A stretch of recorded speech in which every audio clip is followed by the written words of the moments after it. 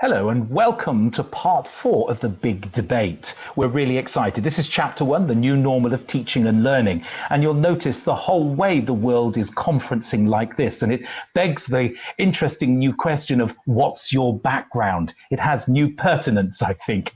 What's your background? No.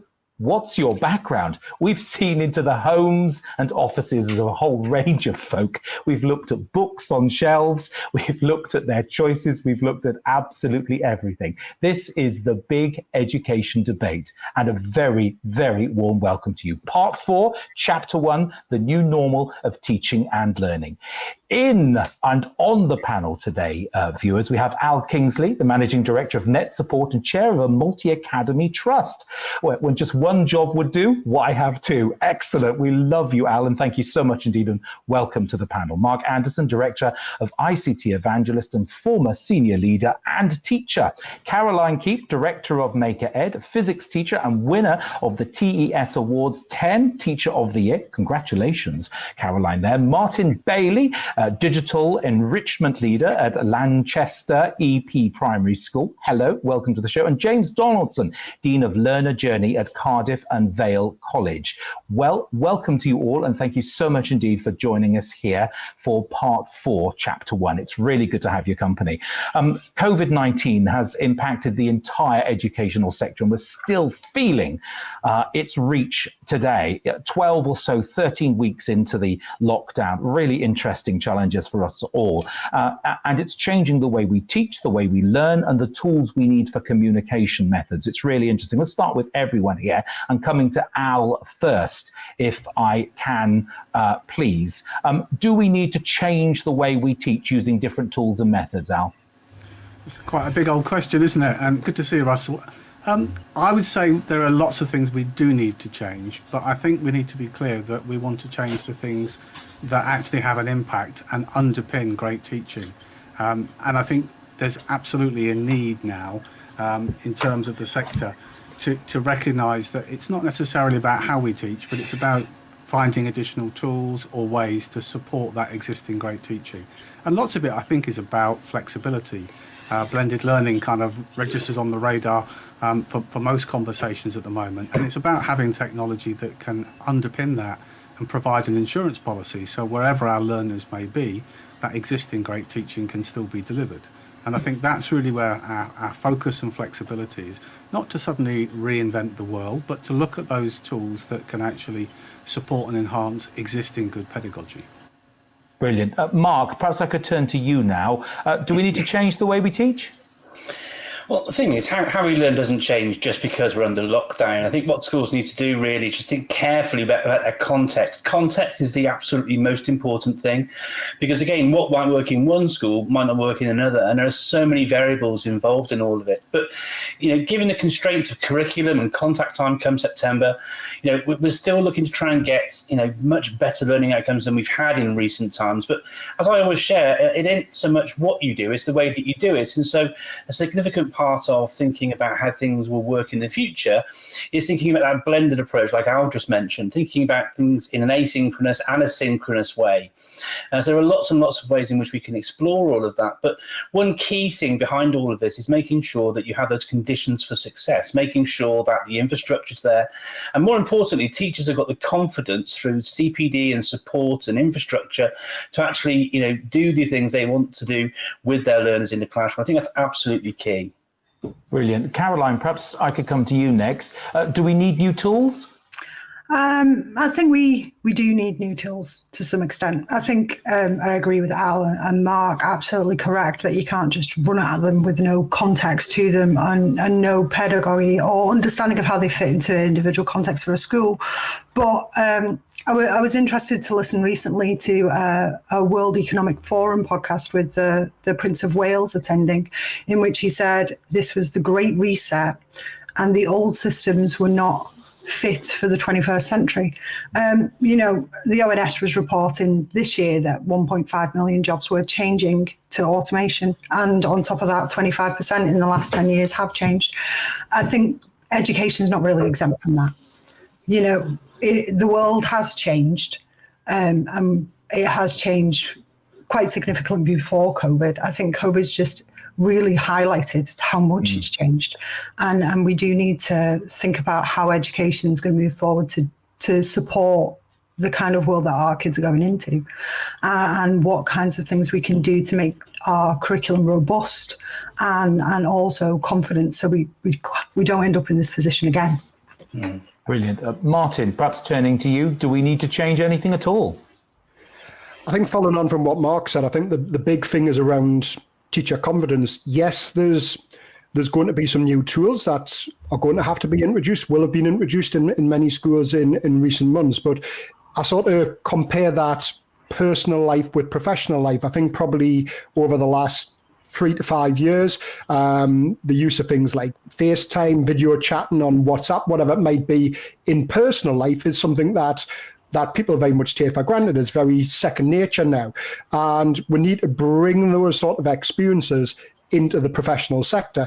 And obviously in recent weeks, people have been using things like Teams and Zoom and stuff like that. And those are new tools for most people professionally, but actually the way in which you use them is not really that different to what we've done in other aspects of our life as well. So as I was saying, that the pedagogy, the way we teach, isn't changing just because we're maybe being online, we're teaching in different ways, but it's developing that teacher confidence, it's that CPD and everything that people need, so that the idea of like what we're doing now, sat in front of a camera, just seems quite natural, and there's another way of engaging with our students as if we'd been face-to-face with them in the classroom. Good point. James, in the FE sector, what has changed and what's changing for you? Some major changes really in terms of how we align our curriculums against regional priorities, skills priorities. We've also, I guess, echoed the comments of the other panelists really, that we have been thrust upon this situation through emergency teaching through technology. So the confidence for staff to be able to say, yes, I can do this, but also then what would September look like? Whether that's synchronous and asynchronous timetable, and also the support around that to make sure that actually that all those tools and infrastructure is supporting it. I think that we have turned a corner. We've probably done 3 years worth of work in 3 months in terms of digital transformation. So I think once you've passed the Rubicon, it's hard to go back, really. I think you're right. Caroline, turning to you now. As a teacher, how have you found teaching during this time? Oh, I think it's been incredibly challenging, frustrating, rewarding. It's a roller coaster of emotions at the moment. I think the biggest challenging as a teacher has been really the access for the students who can't get access, the digital divide, students not having devices, and also our staff getting around working a completely different way very quickly. To be honest, I'm very fortunate to have an exceptional school and a great trust. So our schools really embrace that wholeheartedly. But the amount of changes that we had to the system, how the government advice was put out, 100 different bits of guidance, 1 quarter over on social hours, I think that's been an ever-changing goalpost. So it has been challenging. And I think like everything, I think uncertainty is the worst thing, isn't it? The uncertainty of how you're teaching, the uncertainty of what you're going back to. And I think that uncertainty is taking a toll on teachers. Good point. Al, can I come to you now? Do you think that schools are becoming more reliant on technology? And do you think that's a good thing? I think they are. I think sometimes when we think of the word reliant, we always think of the negative context of that dependency. When we think about technology in the broadest sense in schools, it isn't unfortunately just about teaching and learning. It's about the whole infrastructure of schools or multi-academy trusts and beyond. And so in many ways, technology can be a really good way of leveraging economies of scale, whether it's saving time or efficiencies. And time, of course, is one of those key strands that we're so precious with that we need to try and focus and make available for the core business of the day, teaching and learning. So I think there is absolutely a case of we've become more reliant. I think recent events have shown us that reliance in different ways. I mean, Martin's alluded to it. One of the things that many schools have acknowledged during the last couple of months is by embracing technology that for many already existed, whether we're thinking of Teams and Hangouts. Actually, staff have found a different way to communicate, sometimes more and more effectively than they managed to do when they were all within the school setting. And so I think there's a reliance in the sense that it's become more interwoven into our lives. But that's not really an education conversation. You know, as Caroline has touched on, you know, the world has moved forward. In every setting, in every organisation, technology is now a more fundamental part, as it is in our private lives. I think the key part within education is that reflective approach, and it links into topics that many of us have talked about in the bigger picture of digital strategies, about identifying what and where technology has a positive impact and where it simply exists. And in many organisations, it is the key of actually saying what works, what worked well, and how do we build on it, as opposed to just accepting it for all. So it's natural. I believe anybody that says technology hasn't become more prevalent in their organisation, frankly, is not looking very hard. It is there. Whether it adds value is much more the relevant conversation, no more so than in education. There are some tools that absolutely support and enhance teaching and learning and the practice in the classroom. And there are others that are there because they're there. And frankly, the big measure is, would you miss them? So yes, but not necessarily in a bad way. No, okay. Mark, can I ask you kind of the same question? Has the reliance been a good thing? It's interesting you talk about it, Russell. I mean, like Martin's alluded to with the, you know, utilising the frames of reference that teachers have already got in terms of their use of technology and then applying that to the sort of things they might do in the classroom. And again, it's not that the technology is particularly new or super duper or whiz bang. It's just, you know, I had a conversation with a head teacher just this week, didn't realise that you could actually utilise Microsoft Stream. It's a Microsoft 365 school, but didn't know that they could record team sessions or record a lesson in PowerPoint and put it onto a stream and then share that through learning playlists to their learners. And so if you don't know what you've got, you don't know what you've got. And so there's been a real steep learning curve for many schools and organisations in actually finding out more about what they've got and how they can then best use that to support what they're trying to do. Now, come September, we're going to be seeing, you know, things not being quite as they were previously. We're still going to see some sort of measures of distancing. We've heard today from Boris talking about relaxing the 2-metre rule, and sure that will impact on things come September. But there's been lots of great wins in the past few months about, and it's been a terrible situation for everybody, don't get me wrong, but, you know, it really, James mentioned, you know, three years worth of work in 3 months. The profession has moved on massively forwards. And one of the biggest things that I work with teachers on is their confidence, as well as their actual competence in using technologies. And so I can really see there being more comfortable use of technology come September. Things like flipping the classroom more frequently, teachers recording their own content, being mindful and having planning in place and strategy around supporting, like Caroline mentioned, parents and families who suffer from issues around digital divide, so they don't have access to the technology. There'll be increased use of assessment for learning tools like Edpuzzle, so you can not only share sort of learning content via video, but pause it halfway through to actually quiz students on the content they're viewing. And utilising some of the fantastic tools that are available. You know, James is a college which uses Microsoft tools, but even feedback, audio feedback, for example, live within OneNote is fantastic. It not only speeds you up as a teacher, it makes your feedback more accessible. You can say more, you're more efficient. And so I don't think it's necessarily a case of becoming over-reliant or more reliant on technology. I think it's more a case of, like I said, you know, knowing what you've got and using it well so that it makes your lives easier as professionals working with young people, but also in terms of speeding up the processes to make you more efficient and give you more free time as a result of that as well. Now, there's some really good points there as well. Caroline, can I come to you now? Do you think you've become more reliant on the technology, and is that a good thing for you? I think I've always enjoyed using technology, but I think the reliance is quite stark. I think I tweeted a few days ago, my classroom has turned from a very physical tech classroom into an incredibly online classroom.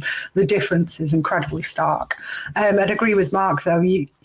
We have to have technology led from a pedagogical place, you know, and also have to have that involvement between the process of teaching and the process of using edtech. And there are a lot of teachers out there who are very underconfident in this area. It's a very new terrain, and they're trying to get to grips with it very, very quickly. So, you know, the support has to be there for them to do that, to be able to make the best use of it. I think that's crucial. Okay, just staying with your subject for just a moment, can you actually teach physics without physically teaching physics? Could you do it all online? I mean, could you? Is that technically possible? Yeah, you can. You can teach physics without teaching physics, and you can teach it online. You know, there's plenty of simulations, PhD simulations that are online for teaching physics concepts. There's absolutely stacks of them, and there's loads of ways that you can teach physics. I'm currently teaching a unit of space using Google Earth. You know, so there's stacks of ways you can do it, but I think it becomes this one way, it becomes a very kind of black and white argument when you talk about digital versus classroom. It isn't digital versus classroom. Nobody wants to continue to just teach digitally. I think I speak for everybody who's teaching right now. It's using technology alongside the classroom, as Mark said, with blended learning, is where you get the best of both. You know, just having one is probably not very reflective of the best teaching, you know, practices that we've got in that domain. No. Okay, good point. Martin, can I come to you? In your primary setting, has this reliance on technology provided more of a challenge? Possibly. I don't know the ins and outs of every school. You know, we're a primary school that was quite tech focused, if you like. So I've been enrolled for the last 7 years now, and gradually, introduced more and more use of technology across the curriculum. But certainly, it wasn't our default go-to sort of medium. You know, obviously most of our teaching would be face-to-face in the classroom. So for our teachers, for our pupils, this idea that, you know, like our learning platform being, you know, the first thing that you go to at the start of the day to find out what your tasks are, to access work, is a completely new way of working for us. And I completely echo what James said there about, you know, like 3 years worth of work in 3 months. In the 7 years that I've been at Lanchester, there's been more CPD happened in the last 3 months than what had happened in the previous sort of 6.5 years or so, because teachers ultimately learn best through playing, through tinkering, and ultimately people have had to have a go at some new technologies over the last few months. There's been no choice element to that. It's something that we've had to do. And whilst we can't wait to get to getting back to being face-to-face in the classroom, there's an awful lot of what we've done in the last 3 months that won't be lost and will benefit us in the future. No, it's a good one. James, in the FE sector, do you think that colleagues have welcomed this greater reliance on technology, or has it been a challenge for you and your colleagues? I guess with most things in life, we've had early adopters who have been, I guess, part of that TEL journey for a considerable number of years. Certainly my faculty, we were quite quick to jump on that to see the benefits that it provided in supporting learners. And then we've had faculties that have needed a bit more support. I suppose we're quite lucky that, like I said, we've been on this journey a little bit, and we have a technology enhanced learning team. There's an assistive technologist in my team to kind of help bring people on board. So I think there's been a real mix. But what we have seen is that clearly it's challenged some assumptions around sort of learning. We've had learners that maybe are disengaged that suddenly have really welcomed this approach because they've been able to blend family life around it. They've been able to re-engage. They preferred the kind of instructional design of how Teams is structured. So it's a real mix. So I think every day we're learning new ways, and we're also looking at to say, well, actually, some of these things that we've said, that were insurmountable, that we can't achieve this, that you can. So therefore, possibly it's not just the technology that you needed, which comes back to that argument of not just ploughing money into tech, but the right tech to make sure it aids the teaching and learning, to then some of the cultures and values to say, well, actually, we've all been thrust into it, and you're doing okay, and it's okay to not get everything perfect, but you know that there are people there to support you, because essentially, as every other person on the panel has said, is that we've had no choice. So you either crack on with it and try, or you don't. Really, are the two options. So we've always had that kind of supporting them. So we're quite lucky. We've had our TEL team on hand to run webinars. We've got a 10-day CBD festival that the Mark is coming into. So we've been able to blend that over 2 weeks rather than a traditional sort of 2-day one. We've got synchronous, asynchronous type. We've got enrichment sessions. We've got well-being sessions. So it's changing the way we're thinking, really. Okay, Martin, can I come back to you now and perhaps ask, do you think it's highlighted other areas that haven't previously been highlighted and now have a greater appeal, like kind of pupil voice or broadcasting or even getting colleagues in front of cameras like this and kind of teaching? Do you think it's highlighted some of those? 100%. Actually, you've just taken the words out of my mouth there, Russell. I was going to say it's about getting staff in front of a camera and some element of media broadcasting training, something that we just wouldn't have even contemplated 3 months ago. You know, the six of us are probably used to doing this type of thing, but the vast majority of our colleagues are not. And I remember, you know, when we had those 2 or 3 days prior to going into lockdown, it was one of the things that I was talking to staff, this idea of just, you know, getting your phone, getting your tablet, videoing yourself, putting messages out there to your pupils.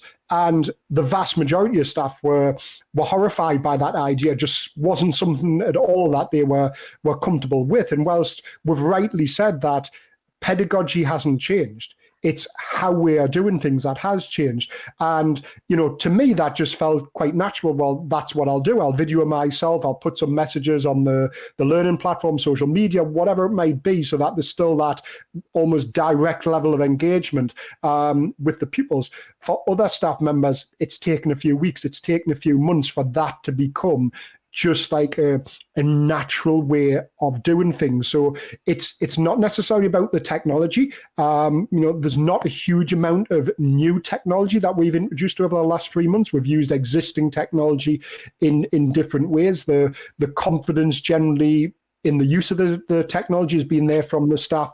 It's the confidence to actually do it, to put yourself in front of a camera, to be prepared that a video that you create is going to be shared on a public social media platform, whatever it might be. And, you know, I totally get that to some people, you know, whilst you might be paid for standing in front of 30 children, doing an assembly in front of a few hundred children, whatever it might be, that might be your day-to-day job. The idea of turning a camera on yourself is completely alien to a lot of teachers. And it's, you know, I've heard certain politicians and stuff like that be really critical that teachers just didn't jump to that sort of straight away and weren't prepared to do it straight away. And I think that's vastly unfair, because it's not a natural part of the job. It hasn't been something that people have done over the years, and it has taken time. It has taken CPD, and we have had to just gradually drip feed, you know, people into this new way of learning. But hopefully, moving forward, there will be positives that's come out the last 3 months, and it's something that we can utilise a bit more sort of in the future. Can I stay with you, Martin, for just another moment and ask you that, do you have experience of colleagues that had some reluctance to kind of do this? Because as well as just recording, there is some live elements. So we've asked colleagues, you know, we've almost dragged them kicking and screaming to a video conferencing portal like this and asked them to do something live, which is quite unnatural. Even when you see people who were supposed to be very good at this on TV, mucking it up in a monumental fashion, it's quite a daunting task, isn't it? Oh, 100%. You know, as I say, if I look back to, you know, like every school will have that almost like emergency staff meeting sort of a couple of days before we went into lockdown. And actually the protocol element, if you like, of what we wanted people to do on a daily basis in terms of uploading things to certain platforms, and, you know, these are the different things that we're going to do. There was very little issue, concern, whatever it might be over that. It was the confidence element of, you know, being asked to potentially video yourself, do some element of live lessons, starting to have staff meetings using Teams and stuff like that. And, you know, oh, you know, do I have my camera on? And, oh, I don't like this type of thing. And, you know, now it seems weird looking back sort of towards the end of June, sort of at what mentality was sort of mid-March, because it's just completely ingrained now. It seems very natural. You know, I'll be coming off this webinar and going straight into a Teams you know, staff meeting later today, and that just seems that's what we do in terms of our weekly staff meetings now. But it's taken this surreal world event for that to happen, because if I just suggested at the start of this academic year, these are tools that we're going to start using, it would have been poo-pooed because of you know, a lack of staff confidence and willingness to embrace those new ways of working. Interesting one. Al, how is your trust addressing the shaping of the new normal? We're just kind of starting to feel, I'm getting a much clearer picture now of what the new normal is. And clearly this kind of interactivity is part of the new normal. It just absolutely has to be. How's the trust managing? I think lots of it follows on from Martin's comment. I mean, recent events have been a real accelerator in terms of how we started to reflect and look at what were our priorities moving forwards, much shaped around our digital strategy. And they won't mind me saying that, you know, some of our senior leaders were less confident in the impact of technology within our learning journey and have embraced it far more in recent months. What we've done is we've kind of broken it down into 6 key strands and said as a trust, how do we focus on this? And so the first bit really is focusing on innovating and delivering learning and looking at those kind of strands. And then alongside that, we've got how we support and develop student digital skills. We have a strand on teacher skills, and that's the topic that's already been raised heavily in our conversation so far today. Lots of that is about, in some cases, belatedly looking at developing and spending more time and focus on CPD, building staff confidence, not with some new swanky tools, but actually to get the most out of the technology we've always got in place. We all know that if we have confidence, that's the key to how we get the most out of the technology. We are reflecting on our technology and infrastructure. As a trust, part of our approach, we've spent quite heavily and delivered as part of our attempts to level the digital divide, a lot of 4G dongles out to students who don't have access to comms at home, as well as deploying a lot of our technology out. We're having to reflect in terms of teacher technology. Not all of our staff had one-to-one devices, and of course something like recent events highlights then the dependency on having their own technology at home to deliver it. We've got a strand focusing on communication. We've seen some real positives that we've learned, and I alluded to earlier, in terms of staff comms, but also how we develop that comms in terms of parental engagement. And that's a strand that we are really working hard on. And then the final strand, perhaps not surprisingly, is on well-being. You know, there's been not just the challenges, although they are the key ones in terms of engaging with a certain subset of our students and making sure we continue to deliver that one-to-one, that face-to-face reassurance on a regular basis, but also the well-being of staff by building separate Teams channels as kind of general staff comms channels to ensure that people maintain a degree of team working, and we've removed some of that isolation. And the well-being goes beyond that in terms of some of the other strands that we've put in there in terms of collaboration and support frameworks we've put in place for staff. So we've kind of said, well, let's look at those key strands. Absolutely, we've said, look, we can't do everything at once. Let's focus on what's most important. And so we've reflected on the things that have worked well over the last couple of months, so we can build on those, and then we'll develop the additional strands in the coming months. But it has been, you know, trying to find positives in a challenging time. It has really been a kick up the backside, is probably a diplomatic way of saying that we want to accelerate some of those key bits. Or not a diplomatic way of saying anyway. I want to come back to the well-being in just a minute. Can I just tease out the other subjects as well? Caroline, can I come to you now and ask you your experience of other colleagues using other subjects there? So what about crafting and music, and how have they shaped up, if you like, with the new normal, the new kind of digital delivery? Do you have experience of those? Yeah, I've seen quite a lot of ours. We're quite well known for our enrichment program being quite vast. So our enrichment has become a key part of our online offer as well as our mainstream offer. So we've been doing quite extensive enrichment once a week that has gone out, and various kinds of, every single department has contributed to that to put things together for all that kids could do. Our music department has been getting kids together to make online music and knit it together. So a lot of our traditional kind of enrichment program has been throughout. And to touch on some of the things the other panel members were saying about those kind of well-being factors, we've also had quite a lot of work done on our well-being with our enrichment. So we've ended up now with what can only be described as staff enrichments. So we've got a movie club, we've got a book club, just to make sure that most of us don't feel those kinds of isolation. So when we're talking about other subjects, obviously lots of other subjects have gone through the routes of doing our traditional lessons as we had on Teams, and making sure that students can access it and communicate with their teachers. But we have done some quite different things in regards regards to enrichments, career days, wellbeing clubs, that basically transition that were additional to our options. But we were quite fortunate that we had been trial pitting using Teams among staff a long time before this happened.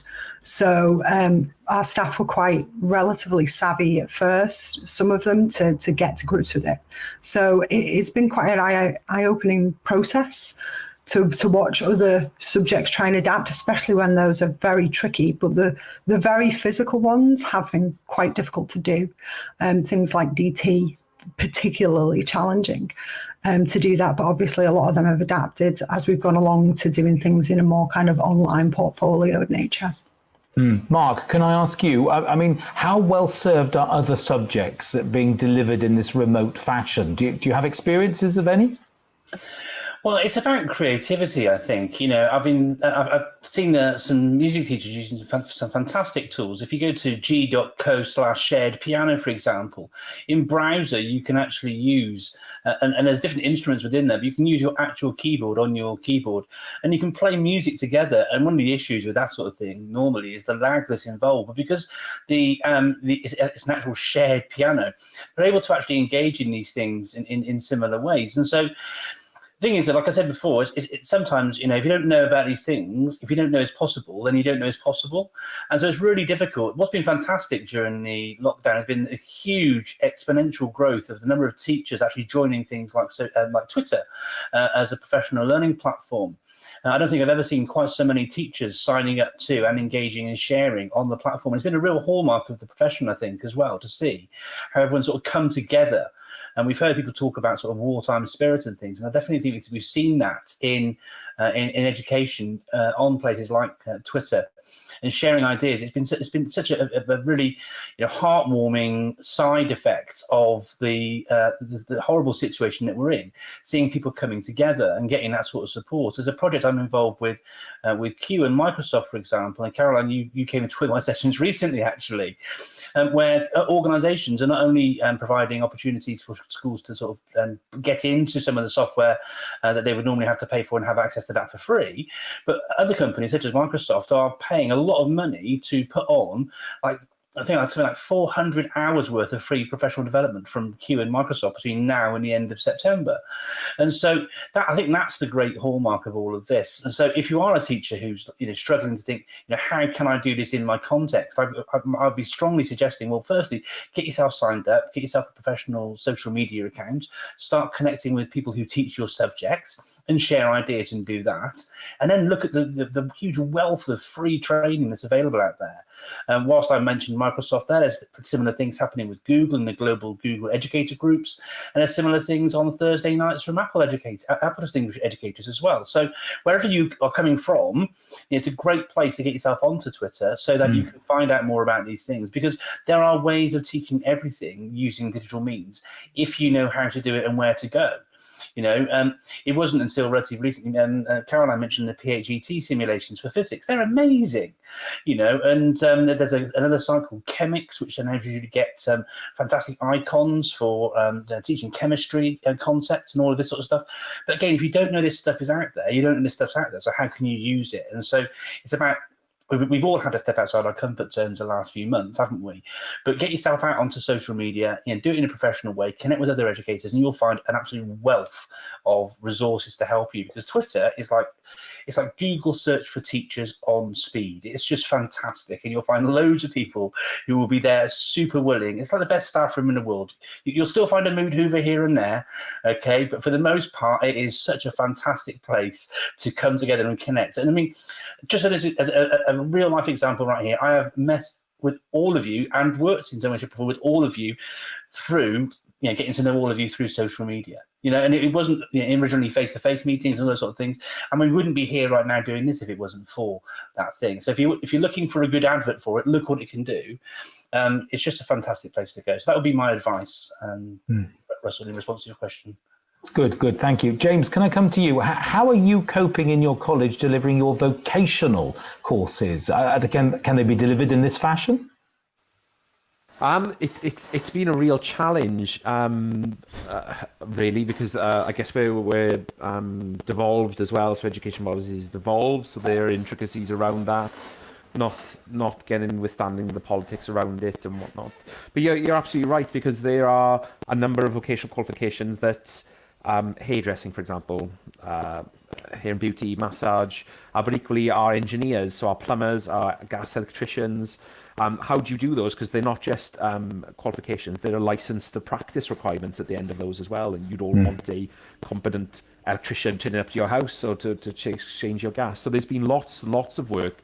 We've got lots of dedicated colleagues, whether that's in Welsh Government, so we have a really good link with Welsh Government there, but also in terms of our risk assessments to make sure. So we're just started, I think today was our first day actually, of bringing in very, very small groups of learners alongside Welsh Government guidance to finish off those qualifications. So there's a real blend between teacher assessed grades, and I guess that's the culmination of all that formative assessment and learning, and knowing your learners as best as you can, and then these endpoint assessments which are required for that, really. So a real mixture of how to plan things, really, and a steep learning curve for lots of our estates teams, myself, our principals, a real kind of challenge, but across the sector.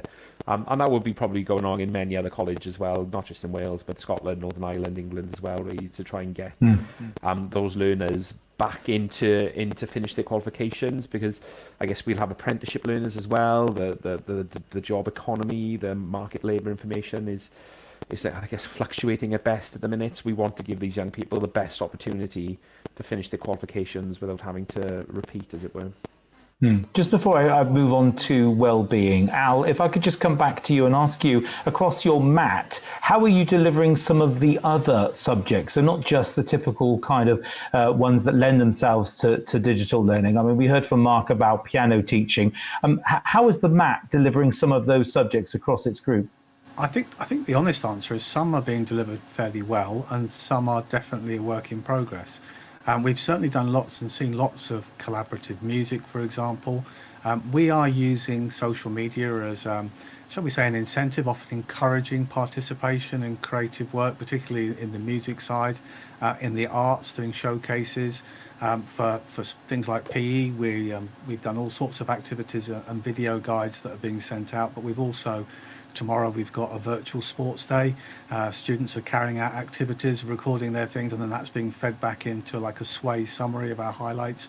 I think teachers are learning, and probably the number one driver is innovation, is finding different ways to use the tools available to try and encourage. And we've seen lots of really positive things, particularly in art and music and those areas, where actually they've found that quite a good delivery mechanism, using our existing tools alongside things like Teams to actually foster and encourage that collaboration. We also did quite a bit of work over the last couple of years, particularly last year. We did a lot on STEM events and encouraging our students to look at things like AR apps and other things that could be used for learning that would engage and incentivize. So often we'll send out tips, like there's new updates in things like Jigspace, where you can get your augmented reality, whether it's your moon landers or your engines or how things work, but different ways to encourage it. And at the primary phase, everything we've been kind of looking at as different recommendations for good apps that parents could try that are free with different resources that would stimulate, or setting tasks that would then feed back to creative writing. And then we showcase that. And actually, as a byproduct of learning in that format, it also creates a lot more content for us to share with parents. So indirectly, we've actually created a much closer bond and buy-in from our parent community. And that's something that for us is really, really important. We have some really hard to reach families, and actually breaking down the barriers and having the common ground over celebrating great work and success, I can't think of a better mechanism, really. So that's been another unexpected byproduct. No, really good one as well. James, turning to you now, we're talking about mental health now, and I know you've got a really exciting app and you're at the forefront of this and well-being for your students. Can you just talk our viewers through this brilliant app you've come up with in your setting? Yeah, absolutely, Russell. So one of the challenges that we have in FE is around scalability. So we have nearly 30,000 learners. So we really do need to look at technology that can be scaled up and leveraged across the business and across the college. So we had some very small funding from Welsh Government last year, and we used that £12,000 to work with our counsellors, wellbeing team, safeguarders, and our student services team, and crucially our level 3 cybersecurity learners, to develop a chatbot that was based in Microsoft Teams. So it's built in Microsoft Azure, and we've deployed that across the teams. So down the left-hand side, where you have all your usual functions, you can click on the Wellbot. After we clicked on the Wellbot, learners get access to advice and guidance on a 24/7 basis. Obviously, this doesn't replace our wellbeing, our staff, our safeguarders, but the idea is to create this knowledge database that learners can access more and more as we move into this digital space. So we are continually adding knowledge to that to make sure that learners and staff can get information around where to get bus passes, what their timetable is going to look like, and we're hoping to expand that out for the future as well. Brilliant. So Mark, turning to you now, what do you think the opportunities for technology are here to get involved in picking up some of these wellbeing issues? Well, technology can be used in so many ways, and I think there's some real opportunities here. And I'm a huge advocate for trying to catch people in rather than catch them out as well. And so there are so many simple things you can do. I mean, I did something a very simple thing just the other day when I was running a session, and I wanted to find out how people felt. And so I shared a spreadsheet. I was using Excel online, but you could easily do the same thing with Google Sheets if you wanted to. And I just asked the people that I was sharing the spreadsheet with to find a cell somewhere and just rag rate it. Rag rating means colour it red, amber or green as to how their day was going, and just checking in that sort of a way. You can use those sort of things as well with assessment for learning, getting a quick sort of feel, taking the sort of temperature of learning in the classroom and that sort of thing. There's a plethora of different tools available to help and support around all of this. In terms of your well-being and your sort of mindfulness with your own individuals, there's obviously tools like Headspace, which is completely free for educators.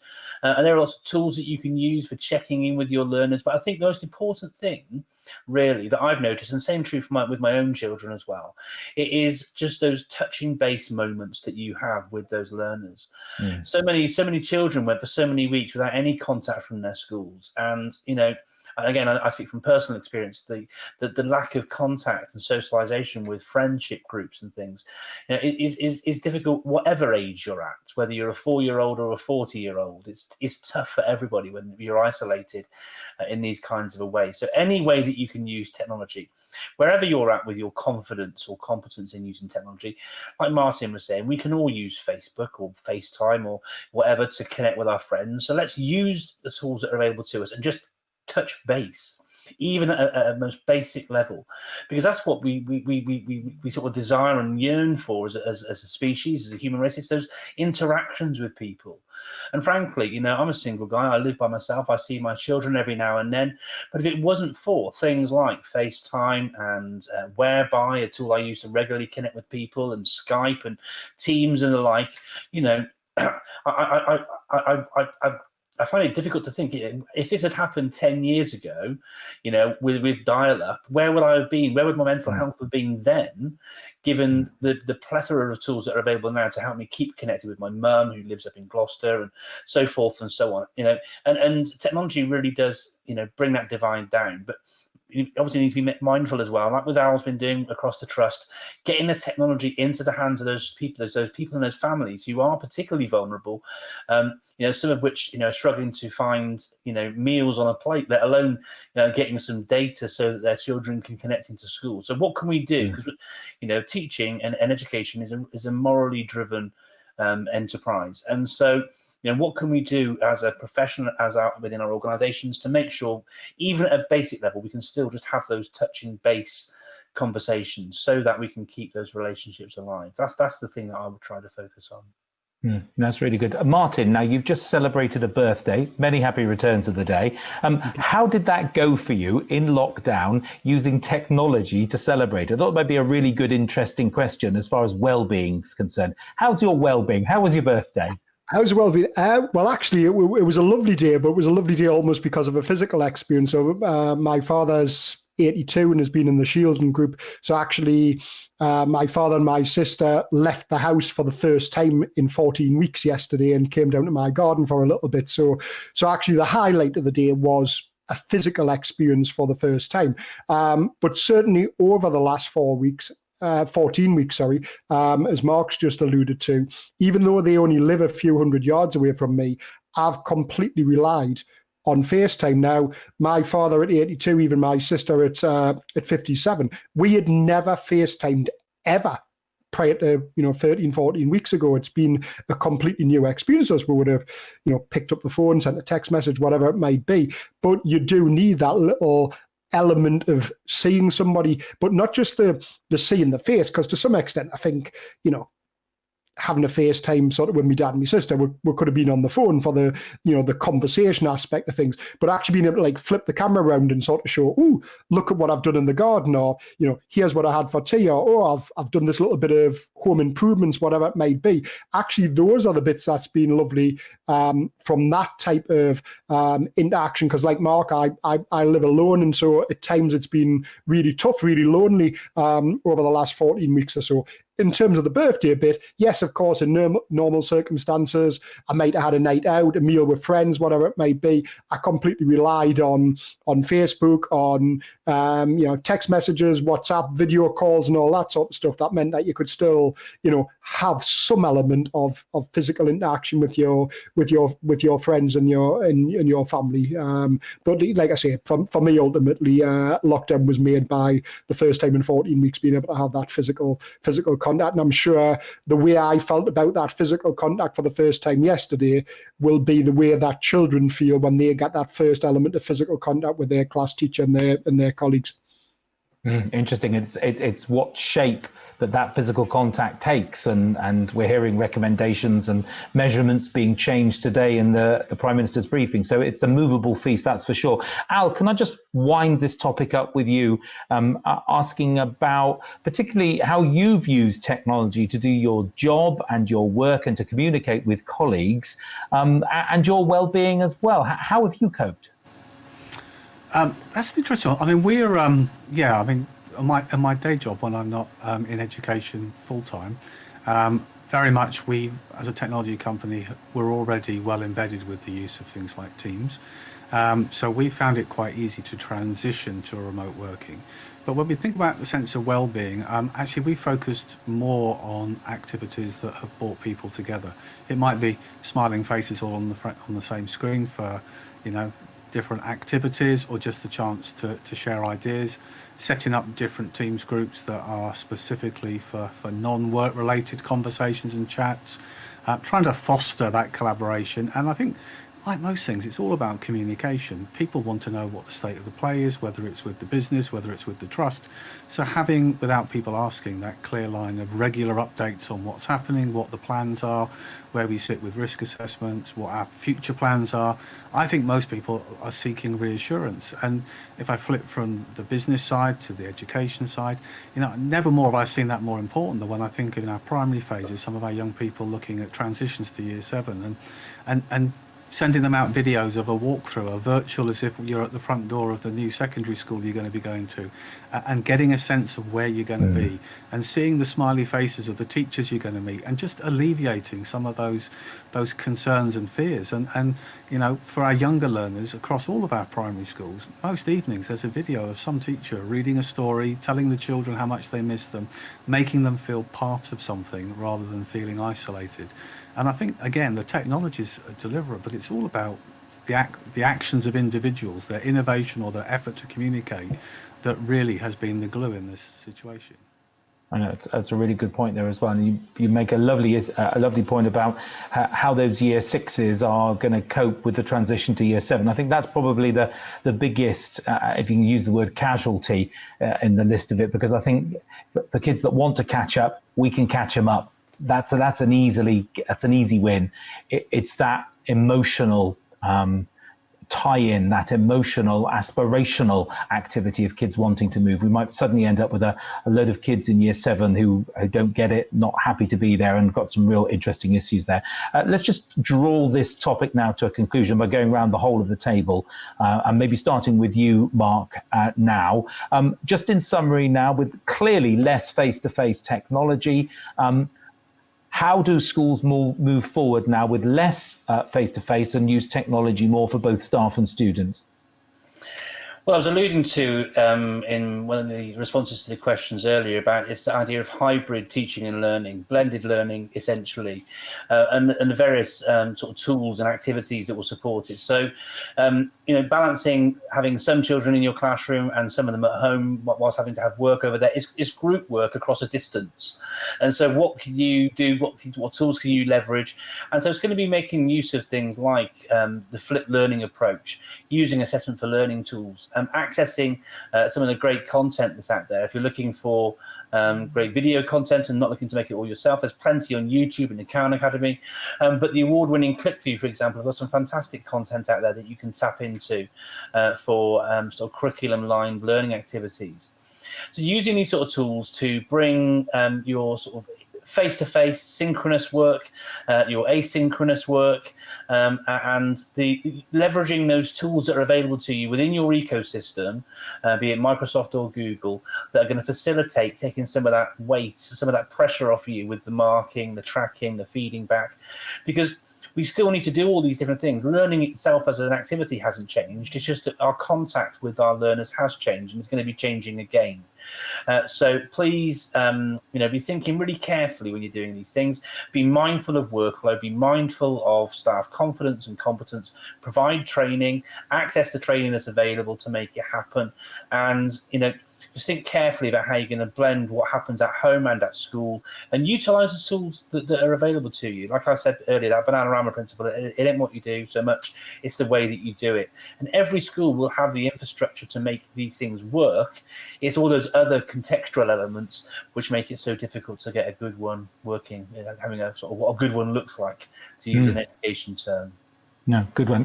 Caroline, coming to you now. Same kind of question there. How can schools support both staff and students? I think that Mark kind of covered a lot of the bases there that I would absolutely agree with. Blended learning is very much the way to go. I think one of the things that I think is we've gathered how to get online. We've gathered how to teach in Teams or in Google Classroom. I think what we need to really see now coming forward is these kinds of, as the panel has been saying, these kinds of other activities, those enrichments, those transition walkthroughs, but mostly peer support. Kids don't go to school just to see me. They go to school to also see each other. It's a full community. So whether they have access just to me directly as a teacher, they also see their friends, the rest of the school community. So, I'm a big fan at the moment of going forward with that and having these peer learning, peer support going on. Because this will not be the only time, even if we all go back in September, that an area has to lock down. So we do need to build in those contingency plans that children can see each other, so that they can actually interact with each other again in a way that in a safe environment that we can have for learning as they would in a school. No, brilliant there. Martin, for you, how do schools support students and staff? It's about adapting to this new norm, I suppose. It's it's a phrase that we'd probably never really heard too much prior to recent weeks, and it's something that now is a phrase that we hear all the time. And we've got to make sure that the best of what we've done, what we've experienced in the last sort of 13, 14 weeks isn't thrown away.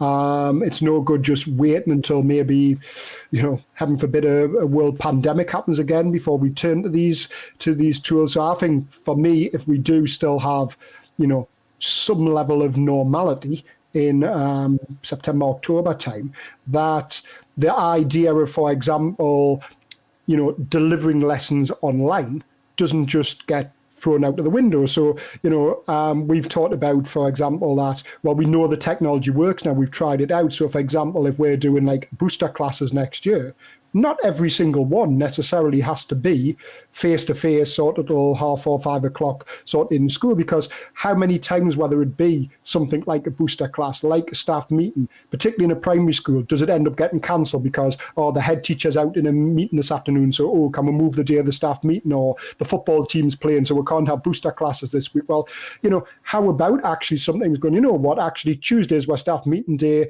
the head teacher's out, but let's all go on to Teams and let's have the staff meeting at 4:30, 6 o'clock, whatever it might be. Let's try doing a booster class online at 6 p.m. on a Saturday morning, whatever. We're still a little bit in the unknown about where all this catch-up money is going to go, how it's going to look like, how schools are going to use it. But for me, I want to maybe embrace some of what's gone on in the last sort of few months to keep the use of this new technology, this use of this new ways of working sort of very much embedded, and that we don't just, throw it away on the 17th, 18th of July, whatever it is that we break up for the summer holidays. Indeed, I can see many things going on into the summer holidays. There's already requests for us to carry on broadcasting and delivering more radio shows for our listeners, because parents are saying, well, we need something for the kids to do. We're not going on holiday. Those opportunities have been denied us. I need some help entertaining the kids, and that's an interesting one. James, for you, can I just come for you for final words, particularly in your setting as well? How is your college going to continue to support its students and staff? It's a real interesting one, because we have a number of term-time staff. We have all sorts of part-time lecturers, full-time lecturers. In terms of what we're doing, we are trying to, again, listen to the staff as much as we can.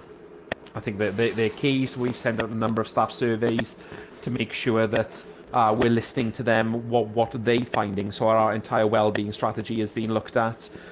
We've sent out surveys to really concentrate on what the issues the staff are facing, and then adapting that. So we have a completely redesigned portal that has access to our sort of health plans, has access to mindfulness sessions, but also tips around how to use technology, how to manage your workload, and also that it's okay to take time away from the screen as well, because suddenly this has been thrust upon us and we're doing what we can with it. So in terms of the learners as well, so we have our wellbeing teams on hand, so they'll continue to offer support. Our safeguarders will as well, and we're providing digital inductions that we're looking for as well now come September. So it really is the opportunity, really, that some of those things where we thought, oh, maybe this is further down the road, are really coming to the fore, and we're utilising all of these kind of agile tools that we have to really say, well, we need to kick on with this. So the key thing for me is just engagement with the staff and the learners. So through our learner voice, through our staff surveys, through our HR teams, really, and see where we go with it. Okay. Al, finally, to you, how can your organisation and both the commercial and the Multi-Academy Trust support schools and educators? Goodness, I could answer that in loads of ways. Obviously, when I wear my organisation hat, we are very much a business focused about developing tools based on co-production with educators that can facilitate and support the challenges and needs of educators, and that's very much what NetSport's been doing for the last 30 years. I think the lessons we've learned immediately, perhaps today's not the platform to be talking through our product portfolio, is really the same as we've learned at the Trust, which is, first and foremost, communication is king. We've been talking for the last hour and a half about technology, but actually some of the most important strands are about human strands, and our focus is absolutely that communication is key. And in terms of moving things forward, I think the lesson that I try and encourage is there's 101 things you could do, but don't try and do that. Just think of the 2 or 3 key things that will have the most impact. Focus the time on people developing confidence and skills in those tools. You'll get more benefit. Don't feel under pressure just because we may have covered a load of different things that you could consider, that means it's right for you and it's right now. So I would say less is more. Do it well. Don't feel under pressure. Do what's right for your teachers. And I always say for leadership, let individual teachers take the lead in what's best for them. You can't enforce technology on every teacher and expect every lesson to be taught in the same style and way. So tech's here for positive reasons, but it's not the be all and end all. No, brilliant. Well, thank you very much indeed, all of you. It's been a real pleasure, and thank you very much. I think we've given this topic a jolly good outing, and I think we've drawn some really good conclusions from it as well. So thank you so much indeed. Great to have you as part of our really exciting big debate, educational debate part 4. This was chapter 1, the new normal of teaching and learning, and I'd like to thank Al Kingsley, Mark Anderson, Caroline Keep, Martin Bailey, James Donaldson, and me, myself, Russell Prue. Thanks for watching.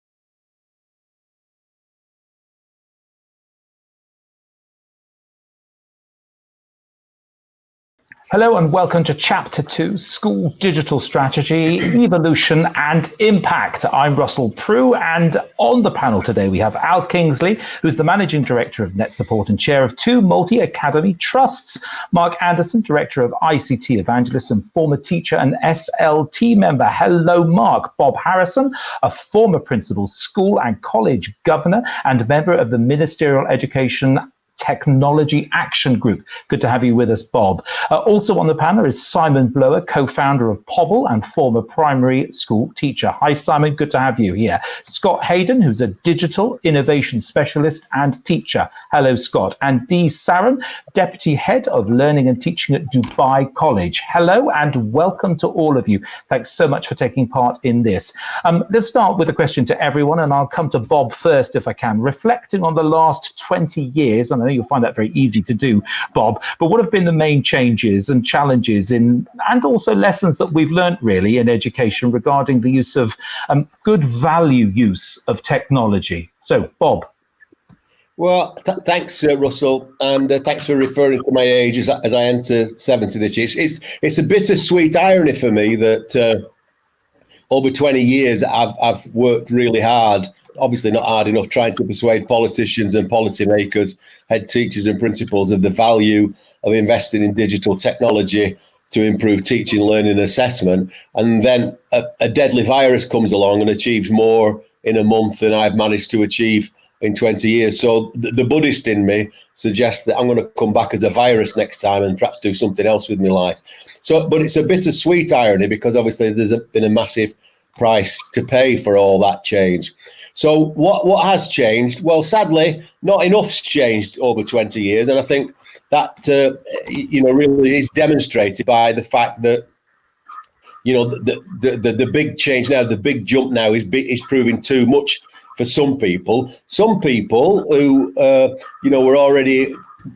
already bought into this idea that technology can enhance digital learning and assessment and teaching, had already got the infrastructure, they'd already got the staff skills, and they're finding the transition much easier. However, my view is if a lot of people who think the Oak National Academy is the future of online learning, then we've got an awful long way to go. No, clearly it's clearly the future of online teaching, and we both shared some views on that as well. Perhaps we'll come back to that topic and ask ourselves how on earth one gets 5 million quid bunged in one's pocket without any tender. And I'd have liked an opportunity to have tendered for that money myself as well. Al, can I come to you now and ask you, someone who's clearly been in the business for much longer than this, but in the last 20 years, what do you think have been the main lessons learned? Well, I feel like a mere newbie with only 30 years under my belt compared to Bob, but I think I would echo a lot of what Bob says. I don't think there's been a huge amount learned. One thing I've seen in the last 20 years, and there was some optimism about things like BSF when we started to see kind of growth and facilities of schools with some decent capital funding. When it comes to technology, there's never really been a joined up strategy or approach that's really had any ability to be sustained. And as schools, I think there's been a suffer which has often been led by finance, that we've been looking at short-term fixes rather than actually looking at ultimate destinations and building in sustainable strategies for IT. There are things now we see where without the right infrastructure, it doesn't matter what skills and tools our schools have got. If our learners can't get connected online and engage, we have the same challenges. And so regrettably, Bob's point is really salient, which is, you know, it takes something like this to really stop and reflect and realise, contrary to what's been said naturally for quite some time, you know, edtech does have an important part to play, and it needs that centralised view to really have the impetus and the funding to make it become long-term and embedded. And it's frustrating because there are so many good schools and so many good educators for years now who have been sharing examples and evidence of impact and sustainable impact, but it just doesn't seem to be falling on the right ears. So I'm trying to be optimistic that now is a chance for us to actually really take this forward, and not come September when we get back to the classrooms, forget all the tools and the things that we've learned over the last few months and go back a step again.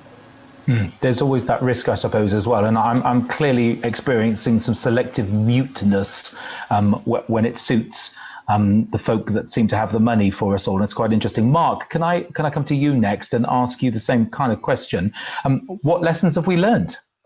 Well, it's funny we should say this, really, because, you know, viewers, we were given these questions beforehand so we could prepare, and my preparation sort of started me along a path of, well, we have learned some things that, you know, deploying technology and throwing money at technology with no sort of real strategic thinking about the efficacy of solutions or CPD around it, you know, isn't going to have the impact that we would really want.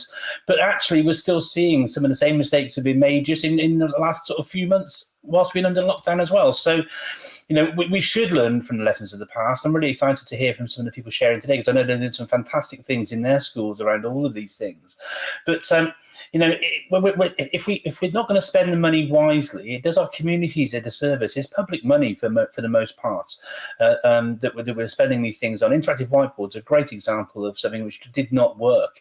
And it wasn't the fact that the boards themselves didn't work. It was that infrastructure, that support, the training, the confidence, all these different things. And so, you know, I really hope that people viewing this who may have some influence in these kind of areas and decisions to be made could really start sort of bringing together some joined up thinking and looking at the lessons learned from the past, so that we can actually, you know, make some really strong decisions. Because, you know, we expect a return on investment with our teachers. We have performance management, and we work really hard with our colleagues to develop them with their professional learning and their confidence at teaching and all these different things. Dylan William talks about teaching being such a hard job that we'll never be really that good at it.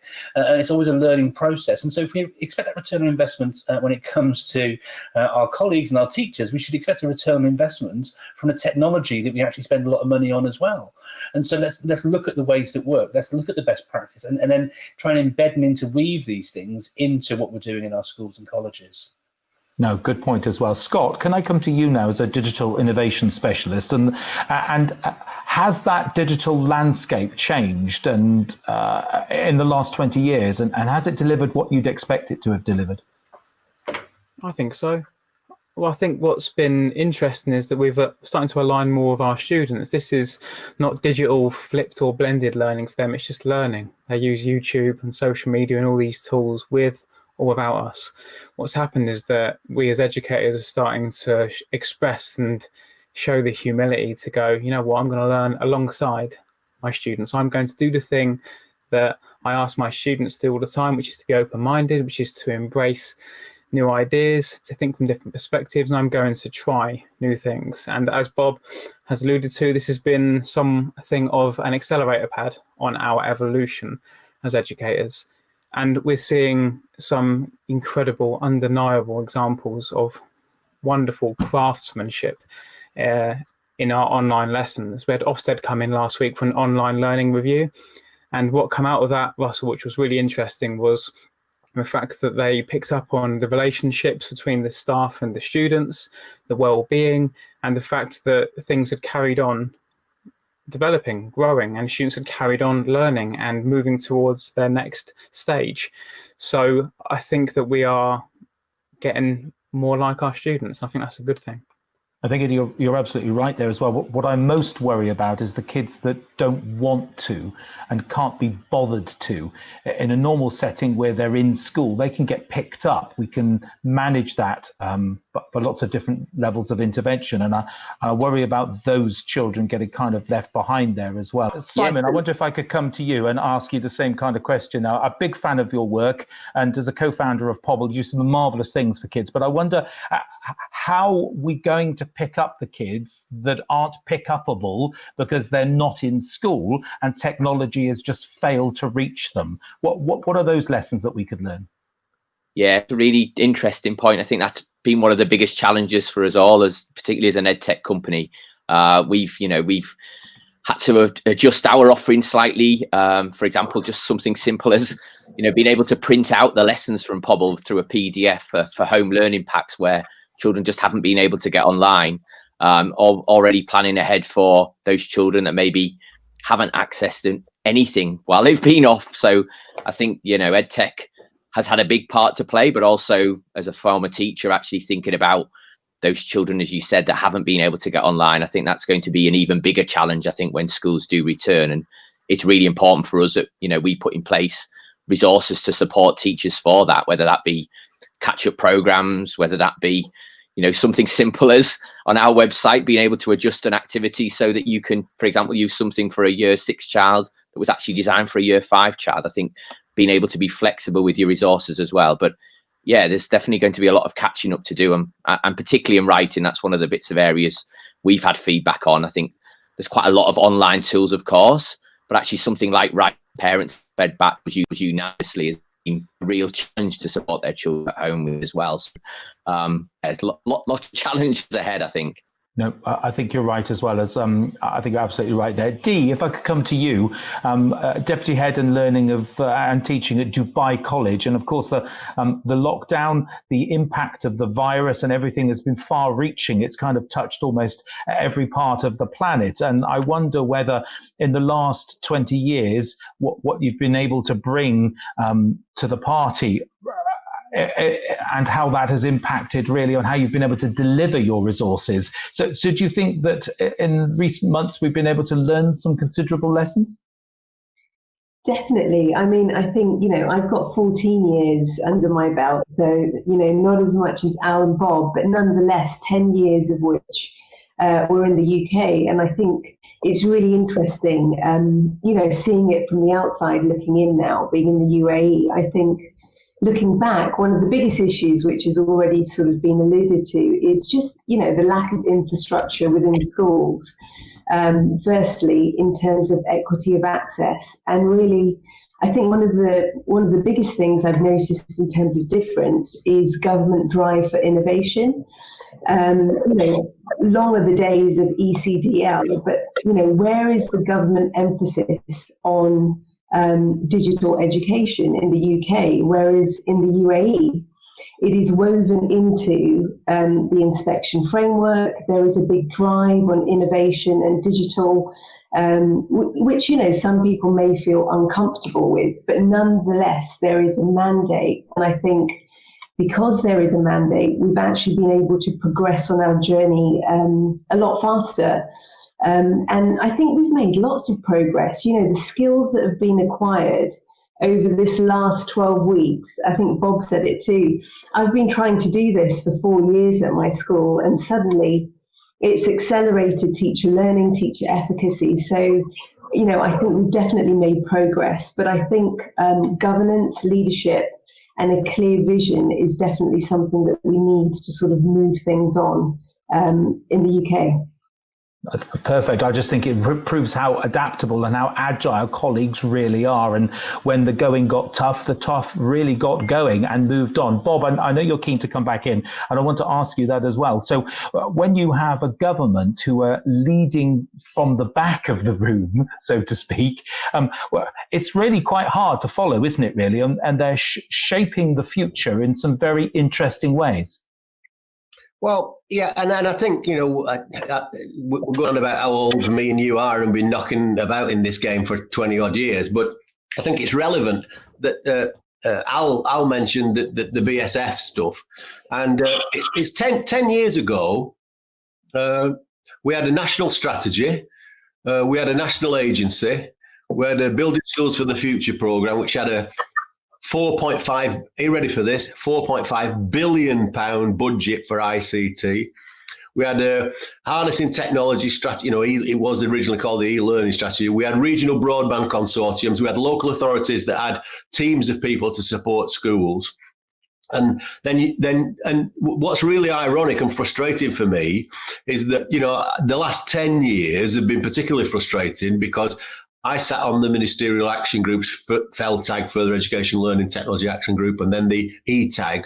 And the report that we produced, sadly, it was commissioned by one set of ministers, and then they got reshuffled, and Nikki Morgan came in. I don't think she actually read it. But if you look at that, and it's still online, etag.report, it was chaired by Stephen Heppel, had Diana Laurel on, Peter Twining, lots of people from across the FE sectors as well.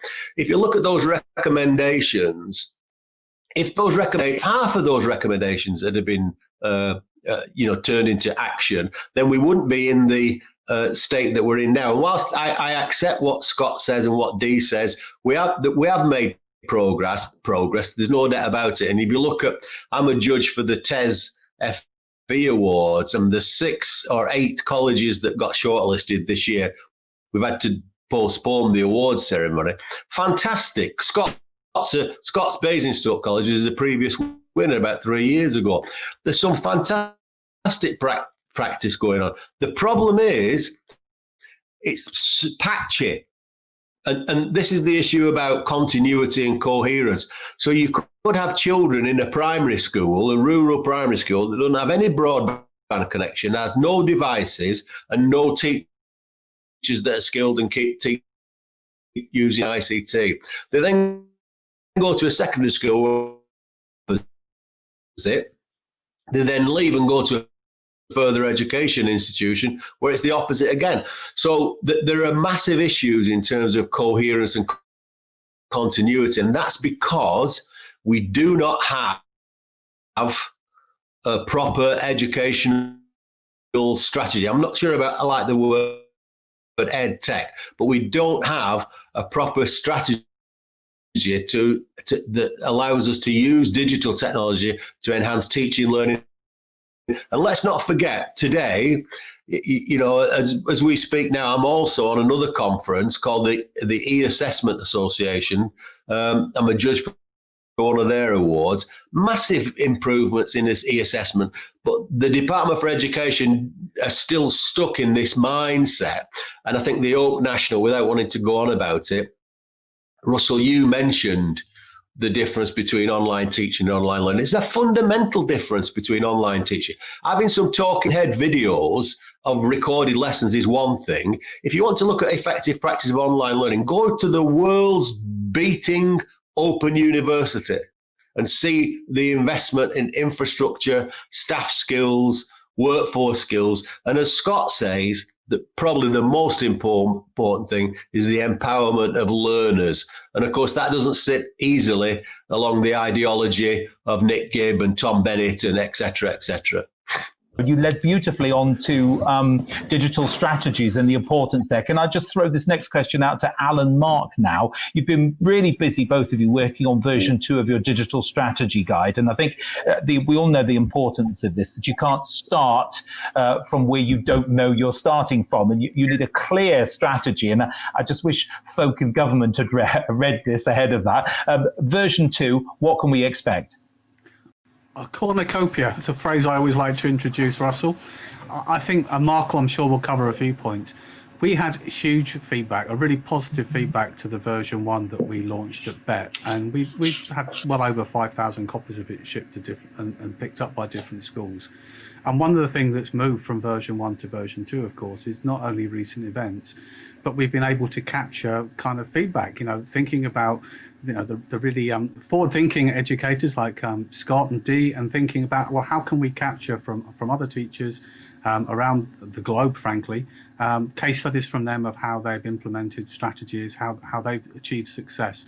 And with an absence of a central national point, I think we're all on a learning journey. We accept that no one size fits all. So what we wanted to try and do was encompass into the digital strategy guide feedback from the field, from other people who've been there, done that, sharing their successes and their challenges. Of course, not surprisingly, alongside that, the last few months have perhaps shaped some priorities in terms of how schools and trusts might look at their digital strategy.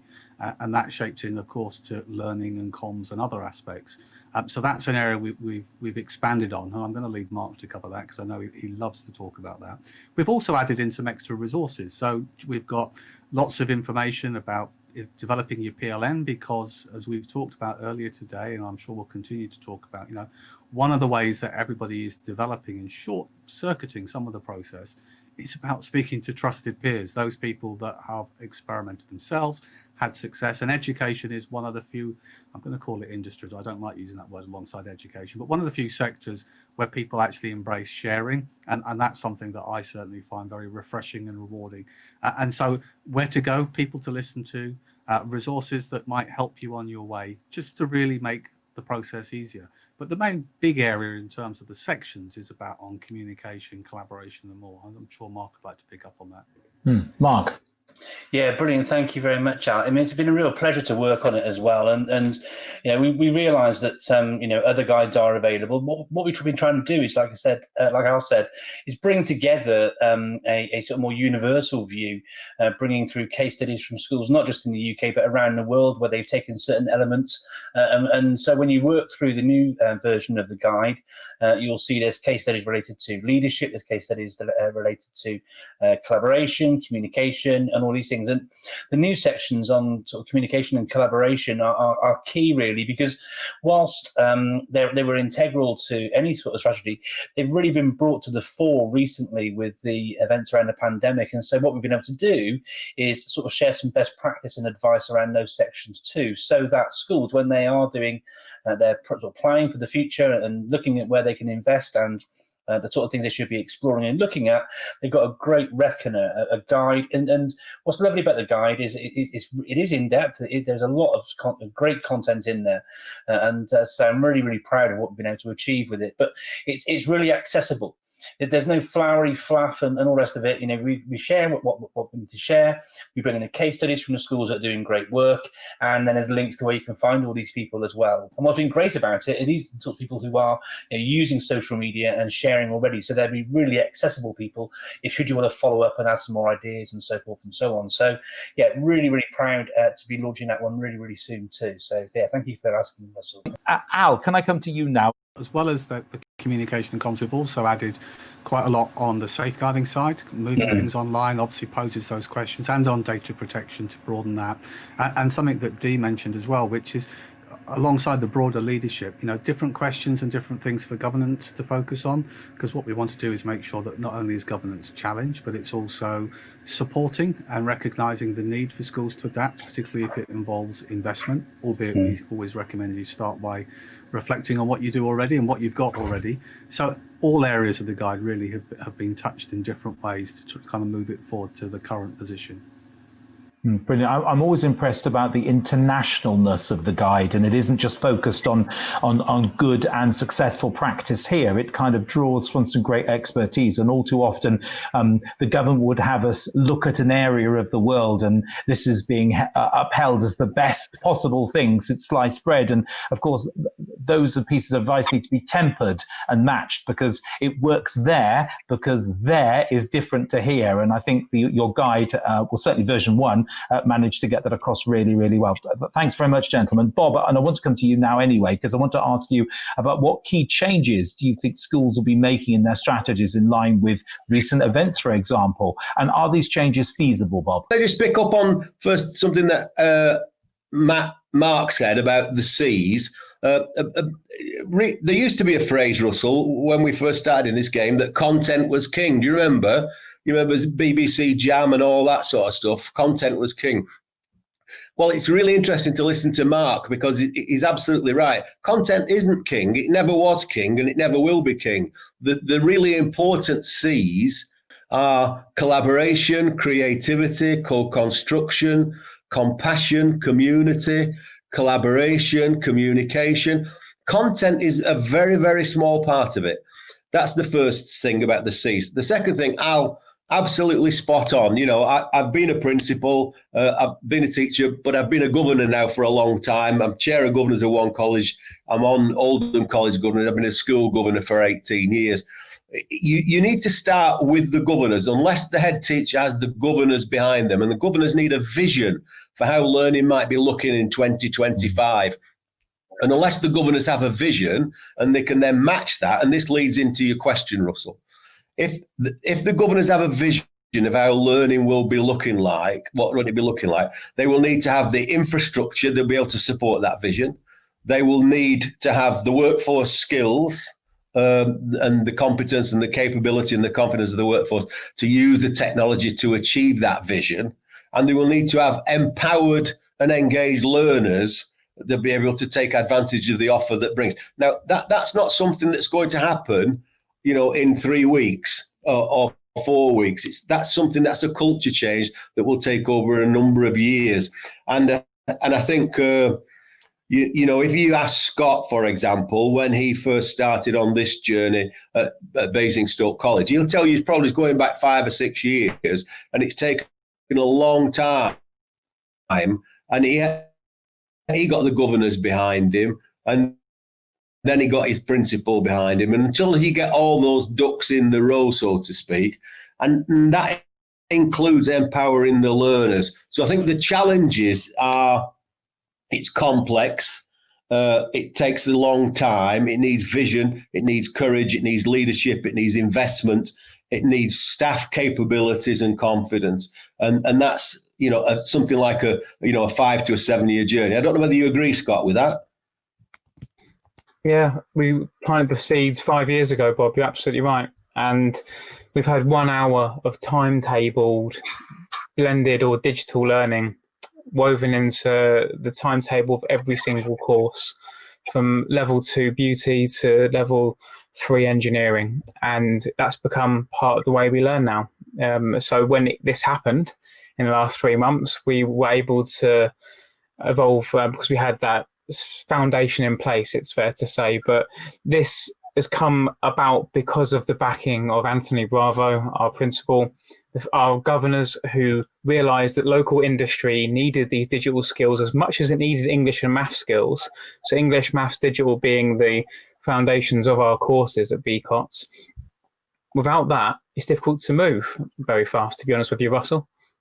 No, okay. Can I stay with you, Scott, for just a moment longer and ask the question I was going to ask to Bob? I'll come back to Bob in a second for this one as well. So how difficult, and I know you're in an FE setting, but also for secondary. So, you know, for your feeder schools, for example, for want of a better term there, how do those changes differ at all for them? So I think the changes in particular, I think the main change that I've noticed working with schools and colleges for the last 10 years of my career, helping people with different ways of thinking creatively about technology, because I'm not an IT guy, I'm a teacher, I'm somebody who puts things together in hopefully an interesting way to help people learn. And I think working with schools or colleges, the prime mover before anything else is the ego of teachers. We need to admit we don't perhaps know how to use as many tools as we would have liked, and our students, we need to work alongside them and to actually have them help us. Digital leaders, student digital leaders, was the foundation of any good work I've managed to do, to be honest with you. And having our senior management teams and teachers enable, or rather facilitate, teams that can provide compassion, empathy, emotional intelligence to support these changes. So we can't just lump it on our already overworked IT teams in schools and colleges. Our team at the college, my digital team of student digital leaders and apprentices who now work for the college, they were employed on the basis of their compassion, their originality, their ability to work responsibly, and their emotional intelligence, the core skills that Gerd Leonhard, the futurist, so wonderfully puts it. These are the most important things, and I think schools and all colleges need to focus on having people with those skills in place to support teachers in order to move forward. No, I think you're right there. Can I just bring Mark? I'd like to go back to Mark and ask him the question as well, because I think that's because you were agreeing there with what Scott was saying, and I wonder what the interesting dilemma now is for colleagues who, just as Mark said, just as Scott said, I'm sorry, I'm not an IT teacher, and I wonder whether that's something we can afford to say any longer, because IT is just a part. It's a pen, it's a pencil, it's something that they have to be completely conversed and comfortable with as well. What do you say about that, Mark? Well, I'm a huge poster boy for using technology for teaching and learning, but like Scott, I'm a teacher and my subject isn't ICT or computing. So what is it? Well, what are the things that I've had to do during my career? What are the approaches I've had to take? How have I gone about my own professional learning so that I've been able to teach computing for 20 years, running A-level classes and so forth and so on? What can people take from that experience? And it's like Scott and Bob have been saying, we need to be open to actually using these tools and open to sort of being creative and using the tools to collaborate and communicate and all these different things. One of the comments I put into our little private chat we got here is about teachers being designers. I did some work with High Tech High quite a few years ago, exploring project-based learning, and they brought this idea about teachers being designers of learning experiences that facilitate and support all these things. And I've seen with great interest the great work that Scott and his team have been doing at the college. I was really fortunate to join a webinar that he ran recently where he was talking about their approaches and things, and it is absolutely fantastic, to have that kind of vision and support, but everyone working towards those things. And the thing I'd like to sort of resonate with what Bob was saying is it isn't one of those things that can just happen overnight. It takes time and a long time. And I'll always remember when I did a deployment, just because I and a few of my sort of digital leader team were ready to, we were like horses at the beginning of a race, chomping at the bit. We've been training for months and ready to do it and all the rest of it. But 85-90% of the rest of the team in the school weren't ready. And it was absolutely the right thing to not go then, because once the horse is bolted out the gate as well, it's really hard to get them back in and rein everything back in as well. So there's so many great messages being shared here that I really hope that people viewing can take on board about strategy and how you do these things, because it's the hard yards, it's the time you take, it's the careful consideration for these different things, and sort of tying those things back to your values. What are we trying to achieve? Why do we do what we do? Because it isn't just about English and maths. And as Scott alluded to again with talking with industry in the local Basingstoke area, it's about providing young people with the skills and aptitudes and attitudes that will enable them to really rocket their careers once they've gone through these sort of formal stages of education. And teaching is a very morally sort of driven don't use the word industry, sector, I think was how Al phrased it a second ago. So, but it is a really morally driven thing. And so we need to, I think, be really mindful of that, so that it isn't just about ticking boxes and passing exams. Of course, that's a part of it, but just like a school would want a good inspection result from Ofsted or KHDA or whoever's coming in and doing your inspection, it should be a byproduct of the great stuff you're doing rather than the focus of why you do what you do. And that goes down to the core values of why you get into this job in the first place. It's not a job, it's a vocation, it's a way of life. And you can tell from all the compassionate and impassioned sharings that we're putting into the session today how important that is. I want to come back to Scott in just a moment, but Bob, if you could just have the final word on this particular topic here as well. Do you think that secondary schools are as well prepared as they should be to embrace these new strategies? I think some are and some aren't, and I look forward to hearing from Dee in a minute about how things are going out there in the Middle East. But I think some secondary schools are. For example, as you know, Russell, the DFE eventually has come up with, well, they call it an edtech strategy, but it's very pedagogically light. They're called demonstrator schools and colleges. And I think there are now 38. In fact, Basingstoke's one of the colleges. There are now 38 schools. It's ironic, isn't it? 38 schools and colleges are given 10 million to share to provide examples of good practice and to spread good practice. but Oak National gets 5 million just off the back, off the back of a fag packet discussion. So there are some secondary schools that are demonstrator schools, and if people want to see them, then go online, look at the DFE website, and you'll see a list of the 30 plus. I think there are about 30 schools and about 8 colleges, Scott, aren't there altogether, about FE colleges. So I think there are some, and there are some schools that are not the EdTech demonstrators that do wonderful things. I think one of the big things that the DFE have missed in all this is assistive technology.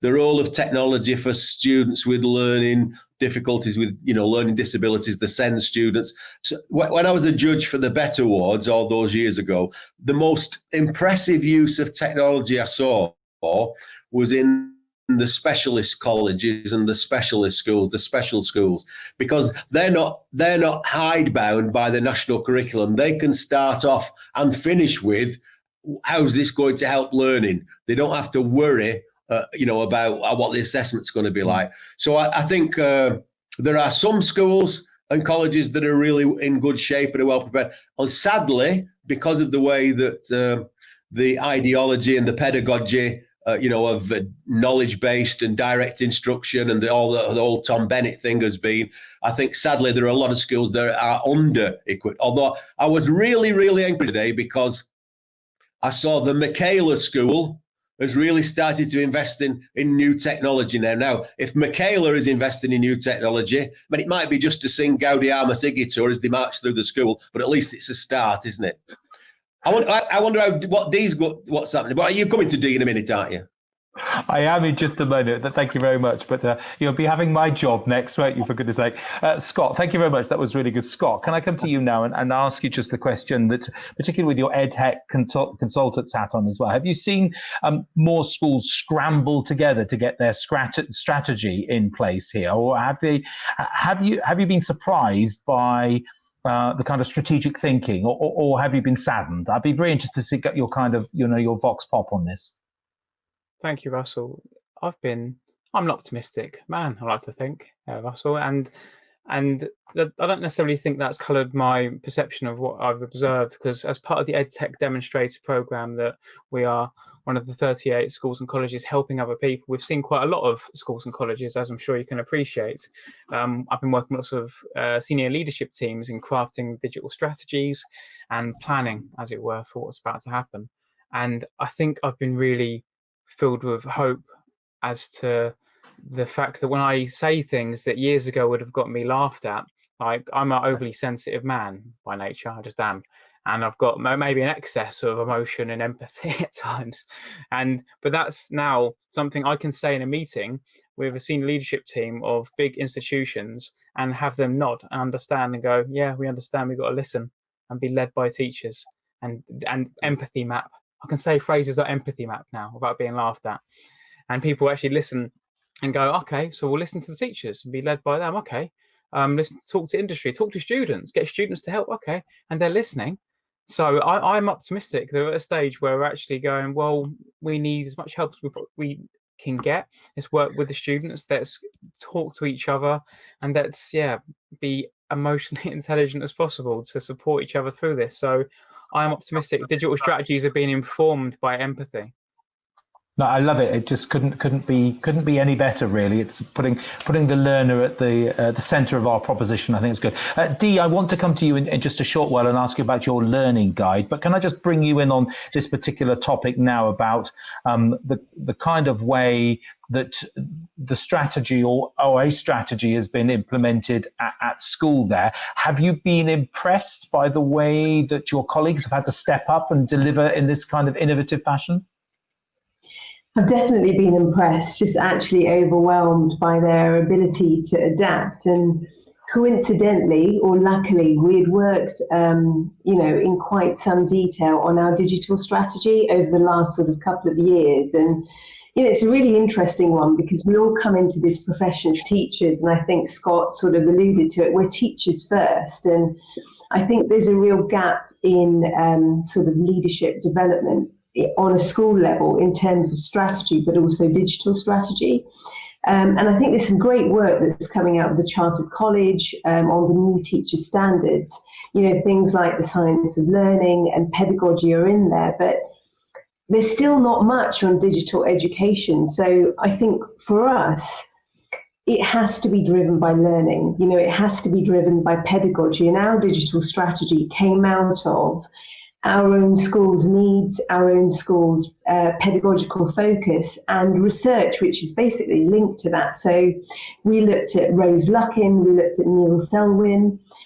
We even did our own action research within school to see what works and what doesn't work, to get feedback from all of the different stakeholders. And I think that's really important because it has to work, like you said, Russell, in the context that you're in, for the learners that you have, but also for the staff that you have. So I think it has to be a learning first strategy. And it has to be bottom up, and then you build your training, your professional development based on that. And, for example, we've got a big push on metacognition, oracy, and we're looking at technologies that link to enhance those. Because I think with all teachers, we've just seen so many fads over the last few years, and the focus has been on the product, not the integration of digital into the pedagogy. And I think going forward, that's really, this sort of triangulation between education, universities and edtech companies to sort of bring together, listen to the teachers. This is what we need to enhance teaching and learning. So yeah, very much sort of teaching and learning based and pedagogy focused. Brilliant, absolutely brilliant. And I'll come back to you in just a second because I want to ask you about your learning guide and I want to learn some things from that. Simon, I'd like to bring you back into the conversation now and ask you, when you were in your role as a primary school leader, how did your school develop its strategy during change, and what have you seen that's happened differently this time? Yeah, thanks, Russell. I think, as a deputy head in a primary school, there was always lots of factors to consider whenever we were dealt with times of change. I think one of the things I learned very quickly as an acting head for a while was not to react too quickly, to consider all options. And certainly in terms of technology, it was always around building on things that perhaps were already working. I think following on from what Dee said, it was always really important in my school that we aligned any decision with our school development plan, the needs of the students. So as an example, we were a hub for the local authority for children with English as an additional language and behavioural and emotional social difficulties. So it wasn't just about aligning with a curriculum, it was about aligning with the needs of this particular students we were working with. And similarly with the staff, we had staff that were very competent with IT. We had staff that, needed a lot of support. And again, anything with change, it was important, again, as the deputy head at the school, that we took everybody on that journey with us. So we didn't react quickly. We thought very carefully about what we were going to implement and really thought about how the training would go alongside that. And I know that's been mentioned a couple of times already. I think reflecting on how has that been different this time, I guess people have had to make decisions quicker. The nature of the situation, I guess, has forced, schools to have to quickly make their minds up, maybe adapt, or adopt technology that maybe they're not familiar with. I had a policy in my school that I'd always try and get it working in one classroom first, or two classrooms, or does this work in Key Stage 1 and Key Stage 2? Right, once we have, a couple of leaders within school, then we'll look to roll it out into more classes. And I think because of the situation this time, we've certainly seen at Pobble, schools just adopting things because they're under pressure to. I think that ultimately led to a lot of pivoting. So again, as primary school teachers, we're not very good at changing our mind after a month. No, we're going to do it this way. We're going to stick with this way. We decided that this year we're going to do this. But actually this time, I think people have had to pivot. They started off perhaps doing a live lesson and realized that, with a group of EYFS children, that maybe wasn't the best idea. And, 2 weeks in, went back to the drawing board and started again. And I've seen a lot of that with, particularly over the last month or so. I think on a real positive, the training side, certainly, the primary school teachers I've worked with, being honest, haven't been that open to online training in the past. We do a lot of in-school visits. So again, I think I've seen a big change in how willing schools are and teachers to, to sit on a Zoom call and, to follow a step guide and, join a daily webinar. And I think that's a real positive moving forward from a CPD perspective. I can lead training now with 100 people from 5 different regions, and actually the quality of training therefore is much better and, can be adapted much more easier than we've got Wednesday night staff meeting in 3 months' time available. Could you come and do some training for us? So I think the professional development side of things will be a real positive side of this in terms of change. But yeah, ultimately just, having the training alongside the tech and making sure that whatever you do introduce is aligned with the needs of your students and the school development plan, really. No, I think make some good points there as well. So some of my head teacher colleagues have been hosting governors meetings online, and these have been very popular. Particularly the mute feature has been incredibly powerful, I have to say. And I think that the consensus and what's been fed back to me is that governors meetings will never be the same again. They may, in fact, choose to meet remotely like this, and that would be a huge change and a huge impact that's happened on this particular occasion. Are there other examples you can think of? Yes, I think one of the big change, parental influence has been really interesting, I think, with some of the schools I've spoken to this time as well. I think decisions made around what would help the children, what would help the teachers, but actually how are our parents going to respond to this? And that's been quite interesting, how they, again, this whole, what we've introduced, actually considering the parents as well as the children, maybe overly considering the parents at times. So yeah, I think that potentially might change in the future, again, how much involved are they? As I said, I think the training side of things, definitely having leaders within the school. So we have champions. So again, maybe the extra training. I've always said that, you have to become almost an expert yourself before you then lead training on a particular product. And there isn't always the time as a subject leader to make sure you are that expert. And I think I've certainly felt that people have taken that extra time as the English leader, as an example, in a school, to not only be responsible for writing, but actually responsible for the tech in Pobble that goes alongside that writing and how that's going to help, so that ultimately they can lead the training themselves. I think, again, that's been a big shift in terms of people wanted to be, the expert in their school. I think there's some good points there as well. Dee, can I now ask you about your online learning guide? Because this is new, you've released it. Can you tell us some more about that? Yeah, sure. Well, it sort of came out of the situation that we're in, really. So many of us have never done this before and never have really been in this situation. It really started because we wanted to sort of harness all of the best practice and things that had worked within our own school to sort of share with staff, to say, this is sort of what's working. But it was born, like I said, out of the pedagogical focuses that have been driving teaching and learning over sort of the last 4 or 5 years. And what we've tried to do is pin the tech to the pedagogy. So we're obviously a Microsoft school, and we've been using Teams, which has been really, really, really good, to be honest. And it's allowed so many things, particularly around collaboration, communication, creativity.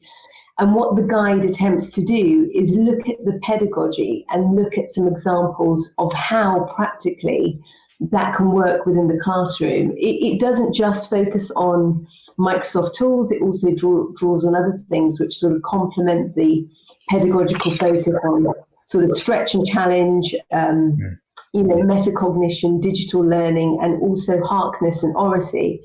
So we've been using tools of communication, looking at sort of live lessons, work quite well for us at secondary. And also from a pastoral element, it's been really, really healthy to check in on the students, although quite exhausting at this point, I'm going to be honest. With a week or so to go, it's keeping it sustainable. But, really, I've got a really great team. We've got a really sort of cohesive teaching and learning team. And that has made a big difference to sort of get those staff who are passionate about teaching and learning and get them to basically model, right, this is what I want to do. This is how it relates to the pedagogy. And this is what it actually looks like in the classroom. I think has been really useful. We've also got within the school what we call SLEs, which are specialist leaders of education. And they've had a particular remit on focusing on digital or Harkness. And they've also been instrumental in sort of, I guess, taking an evidence-informed approach, looking at research, drawing on experts. You know, we're not digital experts, and I think Scott said it. It's okay to sort of say that, and we've worked with Mark, you know, in the past. But for us, the main framework of our teaching and learning has been based on Rose Luckin's work, where she looks at sort of 6 learning acts, focusing on collaboration, learning through practicing, learning through experts, learning through assessment. And then we've pinned those learning acts to specific technologies which have actually enhanced. And I think, you know, it was useful for staff, but it's also, you know, we've had some great feedback from the global community, just in terms of being quite honest and sharing what's worked and what necessarily hasn't worked so well. But I would say loosely, it's not the answer. It's just what we've done and what's worked for us so far. It's definitely not perfect, and it's an evolution, but it's, I guess it's best practice within our school. Can I ask about parental expectations? So has the learning guide met what parents have expected from it? Yeah, I think what parents essentially want is quality first education. So I think the guide really honestly focuses on teachers, but I think the guide nicely encompasses for parents what we're about. What does digital learning look like at Dubai College? And I think sometimes, you know, as parents, I've got 2 little ones, you're not entirely sure what they're doing. You feel like you should be sure. But what it's allowed us to do is sort of say, this is what we're about. This is the pedagogy. This is the technology. And these are our values. And I think it's definitely helped. And it's definitely helped us to focus on why. Why are we using this technology, and how will it enhance learning? Brilliant. Absolutely brilliant there. Thank you so much, everyone. Final question to everyone. I'd like to come in to everyone in turn, starting with Bob, as dangerous as that sounds. Do you have one top tip for schools regarding their digital strategy? Bob, starting with you. I think it starts with workforce skills. People often ask me, would you start with infrastructure? Would you start with workforce skills? Would you start with others? And the answer is all of them. It's not one or the other. It has to be all connected. Al, over to you. Well, seeing as there's 2 really good ones taken already, I suppose the one that I would probably suggest is, rather than focus initially on what you need to go out and acquire, look at what you've already got and what's working best for you and build on that. No, that's a really good answer. Wasn't expected as well. Mark? Yeah, I would say engage with and sort of talk with all of your stakeholders, not just your teachers, not just your students, not just your parents, not just the people who work in reception, not just your teaching assistants, not just the shop down the road. You know, everyone who's involved in whatever way, shape or form with your community, involve them. And that will inform what you end up doing, whether it's running silver surfer sessions for the grannies down the road as part of building things within your community. All of that stuff is all part of it, I think. And as we've alluded to many times throughout this conversation, context is absolutely pivotal to making it work where you are working. And that's why Dee's guide is so good, because it's talking about what works in her context. And that's what we've tried to do with the digital strategy guide, to give you the things you should be thinking about so you can apply that thinking within your context. So yeah, that would be my thing. I think you're right, and it's right and proper for us as digital strategists to pick and choose things that we think will work for us, because of course we don't know what we don't know, and I think that's important. Scott, top tip from you. So the idea of empathy mapping is something I can't get away from, really. Listening to the staff and the students and being led entirely by the pedagogy and what the students need. So I was working with Jim from our sports team this week. The FA are using G Suite for a lot of their work in terms of data analysis and things like this. So the students are using G Suite for that reason. But equally, the NHS are leaning more towards Teams at the moment. So our teachers are thinking we might want to use Teams next year, Scott. So that is what's going to guide that decision. So It's always by what the industry needs and what the teachers and the students feel they need as well. And somewhere between is where we find the right answer, we find. Brilliant, absolutely brilliant. And Simon, from you? Yes, I think in terms of introducing something new, timing the training. So how is it going to be implemented? So, who's going to lead it? When are you going to lead it? Does it align with your school development plan? Actually, there's nothing wrong in saying we haven't got time this term, but we will introduce this, in 2 months' time. So I think really thinking about the training implications and having everybody on board when you do launch, I think is really important.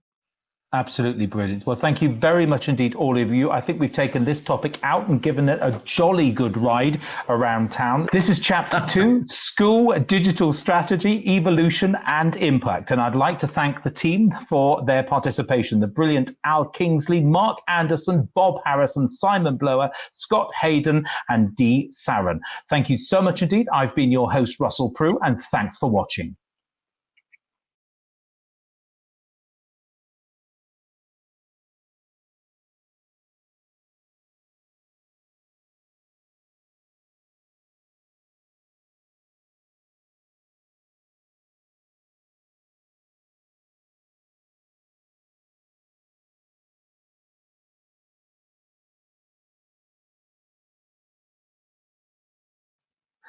Hello and welcome to the Big Education Debate Series 4. This is Chapter 3, Industry and Educators' Reactions and Responses to Recent Events. This is going to get really interesting. So let's meet the panel, please. In the chair on today's discussion, we have Al Kingsley, Managing Director of Net Support and Chair of 2 multi-academy trusts. Hello and welcome to the panel, Al. Mark Anderson, Director of ICT Evangelist and former teacher and SLT member. Mark, great to have you on the panel again. Caroline Wright joins us, the Director General of Visa, and we love a Director General. Caroline, welcome. Nice to see you. Martin Baker, CEO of One Team Logic, the makers of My Concern, School Governor and Director of a Multi-Academy Trust. Thank you and welcome, Martin. Great to have your company. Bukky, Yusuf, Senior Leader and Co-Chair of the Department in Education's EdTech Leadership Group. Bukky, thanks so much. Great to have your company. Hello and welcome all to the discussion. So I want a nice clean fight, no punches below the belt, and let's see how we get on. So this is really interesting. My name's Russell Prue and I am chairing today's topical discussion. Caroline, I'd like to start with you. How well do you think the industry has reacted to recent events? Well, I've been blown away by the commitment and support that particularly edtech suppliers and educational companies have provided for schools and colleges. We have more than 400 companies that we work with. We've surveyed them to ask them about what they've been doing since February and the start of the COVID-19 crisis across the world. We have found out that they have provided more than £30 million worth of free educational resources and support into schools into the UK and around the world. They've also provided huge, in addition to providing that free of charge, they've actually, in many cases, despite the challenges, have upped the CPD support, the infrastructure, the bandwidth, as you get more home and parental communications going out there. So it's been a really sterling effort from across the board, I think. And Brilliant. That's not just apart from we'll hear from teachers, but I mean, obviously backing what all the key workers are doing too. Of course. And there are plenty of those suppliers on the panel, so it'll be very interesting to hear theirs, and I'm including myself in that as well. Thanks, Caroline. That was really good and beautifully said, I think, as well. Mark and Bukky, if I could come to you, I'll start with you, Bukky, if I may. How well do you think educators have reacted to deal with the current events? Russell, I think very well, even with regards to making sure that we have the provision for students who will be described as free schools meals so that they continue to have meals and use it as an opportunity just to connect with them and continue the homeschool relationships. But obviously making sure that the distance learning works. And that happens with, this also includes staff who may be described as technophobes, who may have not used technology to support teaching and learning, but try to find a way of making it work. And I think what's been really positive is that schools, school leaders, staff, school leaders, families, they just try to make sure that they're solution focused and make sure that they support the learning of the community, and also look at supporting the mental health and well-being as the crisis was undertaken. No, I think you're absolutely right. I'm glad you've drawn on that particular topic, and perhaps we'll come to that in some more detail. Mark, has the profession been dropped right in the deep end?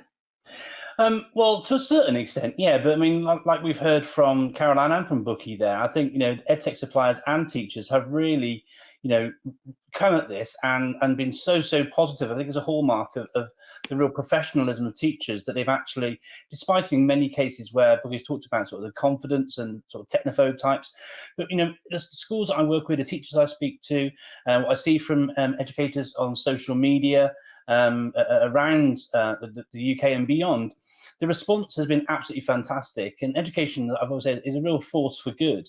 And technology can really, accelerate that beyond what you would normally expect to see. And we've seen that in bucket loads during the course of the past few months. And it's been fantastic, actually. And that Caroline sort of highlighted the fact that so many edtech companies have offered so much as they have for free, because these companies, they put an awful lot on the line to make sure they can help all of these schools. And to do that is a massive undertaking. And often teachers don't realise how hard it is for the actual edtech solutions providers to do these sorts of things. So I think it's really great that we're not only shining a light on the real professionalism and hard work under the most difficult of circumstances that we've seen from teachers, but also from those companies that supply educational technology into schools as well. I think things have really come together really well. No, I think you're right. I think there's been a moral imperative from educational suppliers who've just had to roll their sleeves up and just get right in. And I think it has it has split the market, I think, in a number of very interesting ways. Those that are clearly in it just for the money, and those that are in it for the ethical educational outcomes. And I wonder if it's time now to bring Al in and ask, how he thinks this particular episode has shaped his product portfolio with his net support hat on. It's I think it's like for everybody. It's been a learning journey, and I don't think we're going to go back to the same normal. So yes, absolutely. I think if you're in the education space, whether you're a supplier, an educator, or like many of us around the table with a foot in both camps, I think now is a time where absolutely we've all had to be quite reflective of what we offer, and to reappraise whether, probably most importantly of all, it's relevant anymore. And most good products are research-based, and I know that's an all-encompassing term. So depending on the nature of the product, that might be about evidencing impact, but it can also be about that engagement that as a vendor you have in the education community. And the more invested and integrated within the education space, the easier it is for you to look at your products. And if you need to make changes, as certainly we've done, and we've reshaped some of our tools, we've done that very much with co-production at the heart. So it's something that's shaped with the right stakeholders around the table, because you can't afford to go down the wrong pathway at this point. And I think all the things we've seen as challenges in schools, we've been talking about how teachers have, over the last 2 or 3 months, have had to massively adapt to utilizing, in many cases, different tools to deliver that online blended learning model. So I think as a vendor, you also have an obligation, if you're providing technology to try and support that process, it's got to be easy to use. We don't want to create another layer of CPD on top of everything else that people are delivering. But also time is precious. So tools have got to be sustainable, as well as the obvious bit about being affordable.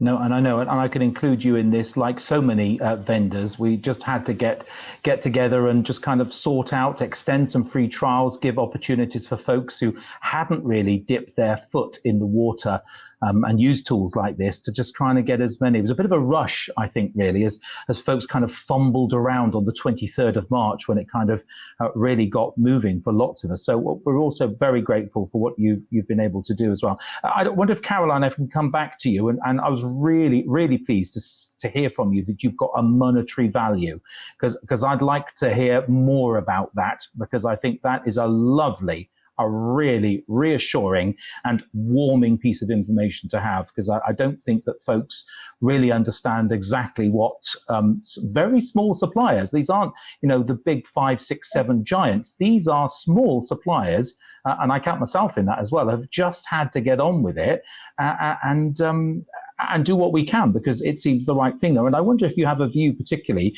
on how schools are going to help industry develop some fit for purpose products here.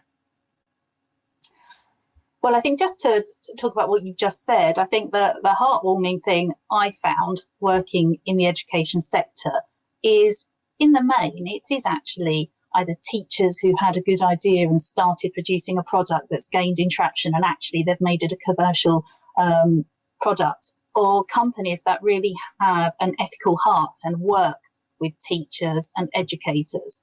I don't know many companies that either don't have a teacher or a former teacher, either as an advisor or working within the company. So I think that goes hand in hand with developing products that actually fit the needs of schools, because ultimately they won't be successful from a commercial point of view, but actually it's about what makes the biggest impact. So I think we do have a whole range of there. I think actually another sort of fact, there are more than 200 companies now that have made their products, along with, I think the really valuable point is giving case studies. Teachers want to know from other teachers.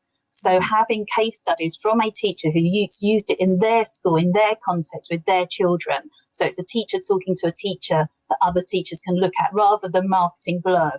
So I think that trying to make it as helpful as possible for teachers to save their time, find what's useful, and then implement it in their own schools, really important.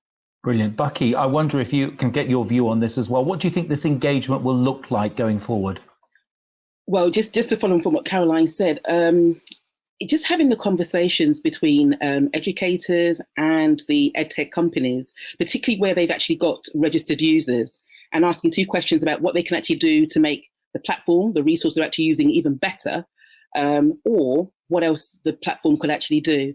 It's a really interesting question, and I know from experience that there have been a number of different things that edtech companies actually do to try and connect with educators, and it's not always been very easy. But I think that if you start with your registered users and move forward from that, that'd be easier. Because just to echo the point was already made, at March 23rd, there were lots and lots and lots of offers from so many different edtech companies providing free solutions, resources, etc. For educators, but it became overwhelming. And what you found was that schools and educators stuck with what they were familiar with. Whether they use it well or not, they stuck with what they're familiar with. So if edtech companies can actually just look at their registered users in that regard, that may actually help to move things forward and move the engagement on as well. I think you're right. I remember a very good piece of advice from Mark on one of my radio shows where I asked him the very question, and Mark said, stick with what you know works to start with. And that was really good advice there. Brilliant. Martin, I wonder if I can come to you now as well, as a developer yourself. And I wonder how you see the relationship developing between the school and yourselves. What's the future of that? How's that going to play out? I think much more close relationships where there's much more co-design about the sorts of solutions that schools need is going to be really important going forward. We've just been through a hugely turbulent period where we've had to work alongside safeguarding leads from right across the country, and we've been running weekly webinars with those safeguarding leads. 1,600 of them now, and they've identified a whole range of issues that not only can we help them with, but more importantly, they can help each other with. So as a provider, we should be focusing on meeting those needs and making sure we meet the needs of the people actually doing the job on the front line day to day, rather than providers simply saying, here, I've got something, this is great, you should be using it. It should always be driven by the value that it's going to bring to the school and to its students. No, that's really good, really good. Al, can I come to you and flip the question on its head and ask, in your role as the chair of a couple of multi-academy trusts, how are you looking forward? What are you expecting with your relationship to your suppliers? Do you expect to be as part of a co-constructional exercise? I think, like all things, Russell, it depends on the technology. I think there are the mainstay tools that I think we've discussed both today and in earlier parts of this debate in terms of using what you know best and learning and getting the CPD in to get the most out of what you've got. I think in terms of moving forward, absolutely the best products are the ones that meet your specific needs, that we move away from the one size fits all. I'm absolutely supportive of the view that there's always reassurance in knowing that there is some research or those case studies about other products. But we also recognise that at some point, a new product exists with only one customer, and it develops and evolves based on need. And so part of that, I think, for forward-thinking trusts and schools is, if you want to embrace innovation where it's appropriate, you've got to look at how you can be part of delivering a fresh solution. And that's something that we do. And I think flipping it around the other way from mine and Martin's perspective, there's never more than now a need for vendors to work closely with educators. And in the context of us around the table here, most of you will know that when we think back what seems like a lifetime ago, but only a few months ago at BET, as a vendor net support, we had half our stand space dedicated for educators to come on the stand and present and share best practice with others. And that does nothing other than, from my point of view, it's the right thing to do to give a voice and a platform to those that perhaps otherwise wouldn't be able to share their views. But it's also part of learning. All these great educators with fantastic ideas talk about their case studies, their best practice. And as a vendor, we're daft if we're not listening and saying, hey, that's a really good idea. That's really important. And so it is very much about that integration and that relationship. And ultimately, the only real measure is longevity. Some of us as vendors, have been in the market a long place. We're at 31 years now, and that you don't sustain a run unless you actually recognize that you don't have all the answers yourself. You've actually got to go and work with others.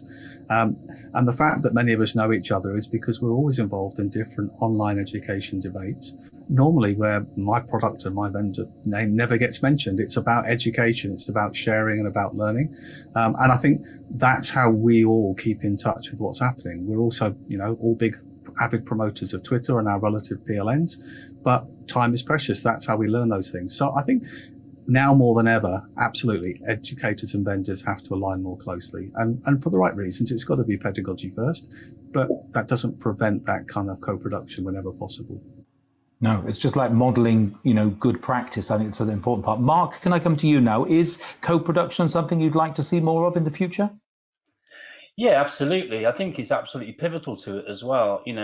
I'm inspired daily by looking at teachers and the ways in which they're using products, edtech products, in unintended ways. So I've been seeing, during. It's really important, isn't it, during lockdown when socialization isn't as easy and as possible. I've seen lots of educators taking memojis or bitmojis and putting those alongside feedback. Now, when Bitmoji was created, or Apple started putting the memoji things in on their iOS devices, it wasn't a consequence. They didn't think, right, how can we create something that educators can use so they can still touch base and have familiarization type things with their learners when they're giving feedback? They didn't have that conversation. It wasn't part of it. But teachers are so creative, and educational technology companies would be foolish to not want to tap into that creativity. Teachers will have been in the classroom and have gone through all the hard yards of actually installing things. What a company might think it might look like from a onboarding process from their head office is often completely different to the experience that a teacher has in their own classroom. And so, again, working with teachers, finding out what they want, finding out where their pain points are, can only serve to help edtech providers and developers to tweak and enhance their products to best meet the needs of the teachers and the students with which they're trying to support. So, far more. And we see it working really well in education as well. I remember quite a few years ago now when Tom Sherrington first started blogging, and he was head teacher at a school in Essex, and he used to co-curate some of the curriculum with the students. And not only is it really useful, in thinking about how you develop your edtech and you get buy-in from your stakeholders and all this sort of stuff, when you do it in the curriculum as well, you get buy-in and authenticity and agency from the learners as well. So there's a win-win in all the ways in which I think you can look at it, because like I said before, education is a force for good, and we're all in it together. We've seen that through all the comments we've heard so far. So the more the merrier, I think. And the better it will be for the end users, and most importantly, the students which we try and serve and support, because we all got into this, well, most of us in education got into doing what we do to try and help young people. So the more we can do to do that, it's going to be better in the long run, I think. But we also need some innovation, don't we, as well? I hope you're going to agree with this, because I remember 20, 30 years ago, if you asked a practitioner what he or she wanted in the classroom, the answer would have been a bigger whiteboard. And what they really actually needed was better training and more creative use of that technology rather than something was just bigger. And so I wonder, where do you see the innovation coming from? Because it may not be forthcoming from colleagues who see just their own problem to deal with. Well, it's a great question, Russell. But I mean, PowerPoint is sort of the bane of every teacher's life, you know. But I run a show on YouTube and with an assistant head teacher from a school in Abu Dhabi, and we had a guest on a few weeks ago recently, who's the head of science at a school in Muscat, the British School of Muscat, and he was talking about how this year he's been wanting to really use technology in purposeful and research-informed ways. And what he's been doing is been using PowerPoints in really simple ways, but are really closely aligned to how solid, decent explanations can help teaching and learning. Now, PowerPoint in and of itself is not going to transform everything to do with teaching and learning. But what he's seen through a more research-informed approach to using it in these simple ways, he's seeing a big impact with his explanations. He's seeing the information being retained better by his students. He's offsetting cognitive load, all these sorts of things. And so, innovation doesn't happen sometimes. Don't get me wrong, we can use virtual reality headsets and we can travel to the moon and all this sort of stuff. But I always advocate for a healthy dose of so what? So what you can do that? So what you can go on a roller coaster here and there? So what? How's that going to help me as a teacher? How's it going to inform learning? How's it going to help our students progress? And when you've got the hard yards of someone who's really working hard to drill down into what works approaches using something as simple as PowerPoint, that's where the innovation comes. And those are the great ideas that I see. It's all very well and good, like I say, having these woohoo moments and things that you can do with technology. It is fantastic, and I will back me up. I love my augmented and virtual reality. I'm a huge fan of innovative use of technology. But innovation doesn't have to be the woohoo stuff. It's often more the hard yards. And that's what comes with jazz and creativity and all those things. It's about having a really firm foundation across the bottom, so you've got something to really then rest any sort of tweaks and changes and developments you can make on top. That's what's absolutely key, to get that foundational knowledge there. And as we always hear, and you gave the classic example of the interactive whiteboards, Russell. It wasn't necessarily a problem with the technology. It was a problem with training and confidence and ideas for how to use it. And that goes right back to Caroline's first point, where she was talking about case studies from teachers. Because if you don't know what a good one looks like in that particular context, then how can you actually apply it in your context? And more time dedicated to teachers being able to sort of learn more about technology, how to embed it, thinking about things like the TPAC model, the technological pedagogical content knowledge model, how to apply those sort of things are absolutely key. What's great is over time, I mean, we heard in one of the sessions yesterday from James Donaldson, we had about 3 years innovation in sort of using technology happening in 3 months. But it's really great over the last few years to see more and more focus on the use of technology-enhanced learning as part of initial teacher training on PTC courses and Natural Teach First and so forth and so on. But there's so much to think about. But bringing it right back to the beginning, working closely with edtech companies, with teachers, having that triangulation, thinking about the research, some of the projects going on from University College London, for example, schools, and the edtech companies, bringing those things together are only going to help to produce better products that have a bigger impact on learning and so forth and so on in the future. Good one. Now, Bukky, you were lots of nodding and lots of excitement there as well. Can I come to you now and ask you, where do you think the innovation is going to come from? Right, Russell, I see this in a number of different ways. So first of all, it links to what Mark's already said about making sure that staff can use whichever platform they've actually got really well. Make sure they've actually got the basics in place. Because some of the things I saw, that even though you had some educators that were using platforms as part of distance learning, it was just in a very limited way, sometimes just worksheets for students to do, which is really boring, and it doesn't actually tap into the potential. So if companies can actually provide what I say differentiated CPD. So you've got the very basics for the technophones, as I call them, who are probably scared about what to do, not even sure where to start, right across to those who really understand what you can do with it and just want to fly. I think that would be really useful. Also, maybe looking at developing skills. So there are lots of apps, software, websites that can actually help the content in delivery of the content with relation to the national curriculum. But what you don't see so much of the skills. So, for example, what would be really good if there was a way of actually replicating, say, like work experience. Now, obviously, with distance learning, there may be less opportunities for students to actually undertake work experience, which I think is really valuable. So maybe looking at ways of actually improving their interview skills, communication skills, some of the skills that they'll actually be able to use later on in the workforce. What's key is also making sure that parents, carers and guardians can actually use the platforms with confidence and understand some of what you can actually do. It was great to see that some of the companies actually provide guidelines, very simple guidelines, easy to access, not in a patronizing way, that gave parents, carers and guardians, a way forward. But many were still worried about, there's lots of different platforms that their schools are using and they weren't sure about how to support it, which diminished their confidence. So having conversations and actually providing even CPD, maybe very basic CPD for parents would be really useful. 2 more points.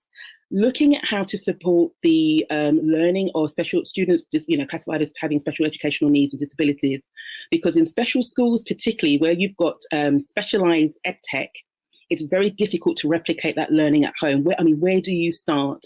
So maybe looking at ways of actually trying to bridge that gap will be very powerful. But lastly, it's also looking at supporting the strategic implementation of edtech. At the end of the day, it has to be aligned to improving teaching and learning. And so getting senior leaders, particularly those in charge of responsibility of implementing this, to look through their short, medium and long-term plans so that it's robust and strategic, and it avoids being a bolt-on, I think would be a very powerful way that could actually help to reduce the gap, because at the end of the day, no matter which tech is actually being used, it will be used to strategically close particular learning gaps with purpose. Brilliant, absolutely perfect. Good. I knew you'd have something useful to say on that topic. Thank you so much. That was brilliant. Martin, can I come to you now, please? I wonder just particularly to talk now about safeguarding. How has technology supported young learners, particularly at home and away from the traditional places where there has been support during the COVID-19 crisis? Yeah, what's been really interesting about this, Russell, of course, is that people do safeguarding, not technology. And actually, the people who benefit from great education are the young people who go on to fulfill all of their potential. And as a former police officer, the people that I used to see in my custody suites, very sadly, were people who hadn't had all those benefits that we want to see for every child. So the work that's being done by safeguarding leads who do this day in, day out, year in, year out, to support young people, vulnerable children, obviously, during this particular time, but also everybody who is in their care, has been nothing short of heroic, to be honest. Now, technology has played its part. It's played its part in keeping schools in touch with those young people. It's enabled schools to properly deal with those sadly serious incidents that they have had to deal with, but also themselves forming a community of safeguarding and actually using online sharing video products to actually be able to talk to each other and share with each other both the challenges but also the lessons they're learning and the new methods that they're developing to safeguard children in this current period. So this morning we ran a structured debriefing exercise with academia to actually talk to nearly 200 safeguarding leads through a structured debriefing program around crisis management to actually draw out all of that good practice. So actually technology has provided a community that in pre-COVID times, actually it was incredibly difficult to pull together to have a conversation about safeguarding because they were all rowing their own boat, if I can put it that way, in their own school. We've actually now created a community of people around safeguarding who appreciate the loneliness of actually being the designated safeguarding lead. You know, the magnitude of the issues that they're dealing with, both in severity and in volume, and actually are able to share their problems, develop shared solutions, and improve safeguarding practice, and ultimately make children safer and education more successful. So it's a range of technologies, actually, as well as reporting tools like ours, that have really made the difference to changing the mood music, I think, actually, around safeguarding, to make us all realise it is much more of a community effort. It's not down just to the safeguarding lead, but also some of the fantastic work that's been done in this period by providing families that sometimes don't have access to the internet or access to a laptop or a device, the ability to engage much more fully with the school and with learning, and to make those children safer at the same time, because that engagement is taking place. These are the families that it's sometimes difficult to engage with for the school, but they are now engaging because of the work that the school is doing to develop a mix of teaching and learning, some of which is now happening on site, but a lot of which is happening online. So I think technology has been a huge enabler for helping us to improve safeguarding in the medium and the longer term. Can you talk about any specific improvements due to the COVID-19 crisis that you'll be making to your safeguarding products? Is there anything specifically that you've learnt over the last 14 or so weeks? I mean, interestingly, because I've got a policing background, we kind of designed our approach around crisis management, if you will. So a lot of the things like being able to communicate with other agencies in a secure environment to share information is already in the product. But what we are seeing is a much greater need for there to be clearer management information available around safeguarding, because whether you're in a multi-academy trust or a local authority or a cluster of schools, what you want to be able to see is the picture across those schools. Are there particular issues only occurring in one school or a group of schools in a particular geographic location? Are there issues that affect particular age groups? Online risks quite clearly are a major concern, as are mental health. So actually being able to see at a strategic level what the types of issues are, and to support those safeguarding leads to address those issues, rather than actually being unsighted on what those issues might be, and just assuming that the DSL is getting on with it and doing a great job. Absolutely brilliant. Al, I wonder if I can come to you now and just understand that you've been developing new products and brands and around the particular topics there. Can you tell us more about that? Yeah, the NetSupport elves have been busy for the last few months. Yeah, I mean, we have to kind of recognise that things have changed, and we wouldn't be doing our jobs if we weren't willing to reflect and adapt what we do. And I think it shapes with lots of the conversations we've had today. You know, we've recognised there's a change from a traditional classroom instructional model to a blended learning model at the moment, and we can get our crystal balls out to see what might happen in the future. But I think there's hopefully lessons learned that actually, even if we return back to what we think is the norm back in the classroom, some of the lessons we've learned about how we can do instruction and teaching and collaboration remotely will still add value moving forwards. So we've identified that where as NetSupport, we provide a range of tools to support classroom instruction within the physical classroom setting for teaching and learning. We've seen most schools have had to flip to use different tools to make that connection and engagement remotely. So we've been working hard, and we're launching a new product, Classroom.cloud, which really is a tool that can be used in both settings. So a teacher in a normal classroom is interested in seeing what's on young people's screens, how they're progressing during a lesson, and to save time and keep them stewarded, they can launch websites or launch the relevant apps on the student screen and guide them through learning, and then do quizzes and surveys at the end as part of a plenary to assess progress and understanding. And we've really said, well, if we can do it in the classroom, let's take the solution to the cloud, let's make it device agnostic and make sure that we can use the same tool as school leaders both in the classroom, and if our children are remote, whether it's for Easter holiday revision lessons or for snow days, the exact same technology can be used to support our learners somewhere else. It reduces CPD, keeps things nice, quick and easy. And some of the lessons we've also learned, particularly around the topic of digital divide, is not everybody has a laptop at home. If you're fortunate enough to have a laptop, but you've got 2 or 3 children, it's probably not available for everybody throughout the day.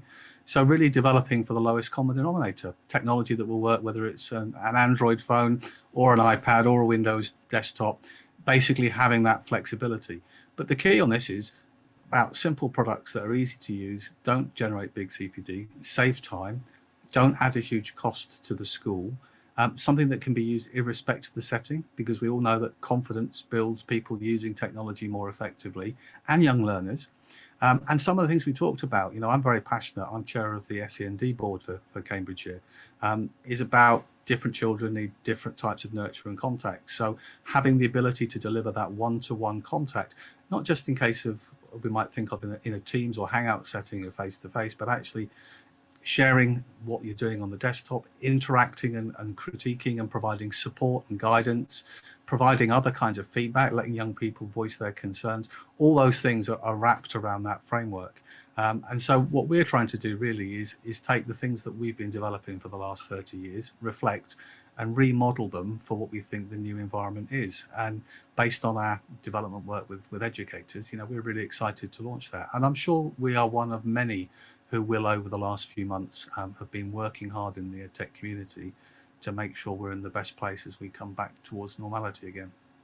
No, I think that's absolutely brilliant. And I suspect that colleague staff meetings will never be the same again. What a brilliant idea to kind of extend what we've traditionally done in an ICT suite for control and monitoring, just to be able to extend that across the cloud. I'm quite excited by that product as well. I think that's really, really good. Are there any other elements to that you can share with us?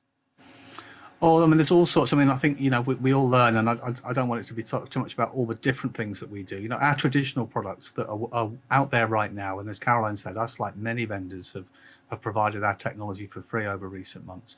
But where we've traditionally provided the ability to remotely support a device, we've kind of added in things like audio at the same time. So when you're chatting and doing a support call, you haven't got to load up another app, you can interact with it. We've made sure, in terms of our safeguarding tools, being able to control what websites a child can access when they're remote but working with you. The same about controlling apps, really things about shepherding and stewarding. And it comes back to an earlier point that I think that Bukky made, that at the start of this crisis, a lot of teachers with good intentions were both bombarded and went looking in a bit of a dash to find all the different tools and resources they could use online quickly to kind of satisfy the requirement to deliver a different kind of teaching. And of course, on one level, that meant that there wasn't perhaps the right selection process. You always think about GDPR and other bits and pieces. So I think, it's really about modeling this thing back to trying to make sure that what we deliver is not only going to be, it's an underlying supporting towards teaching and learning. It doesn't deliver teaching and learning. It's a platform there to aid it. But at the same time, we're always mindful of whatever you add in terms of connectivity and power, you also add an equal measure of safeguarding and control, because this is about responsible technology for education.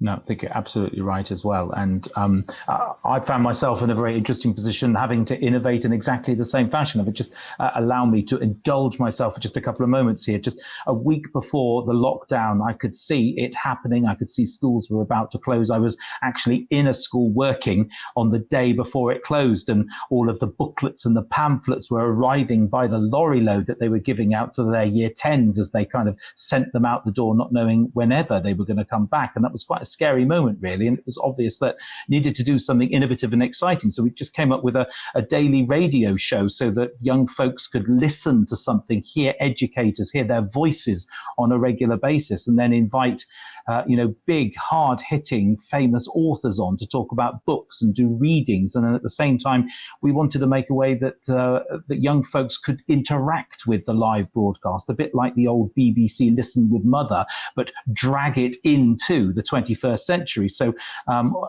listeners used to could blog online and write and script things and could respond, and then we could read the good ones out and we could correct the ones that needed help with them. And that's been quite amazing, I have to say. And we're just continuing to take this forward now. And I can't see an end to it. We've still got year 5s, year 3s and year 4s out of school.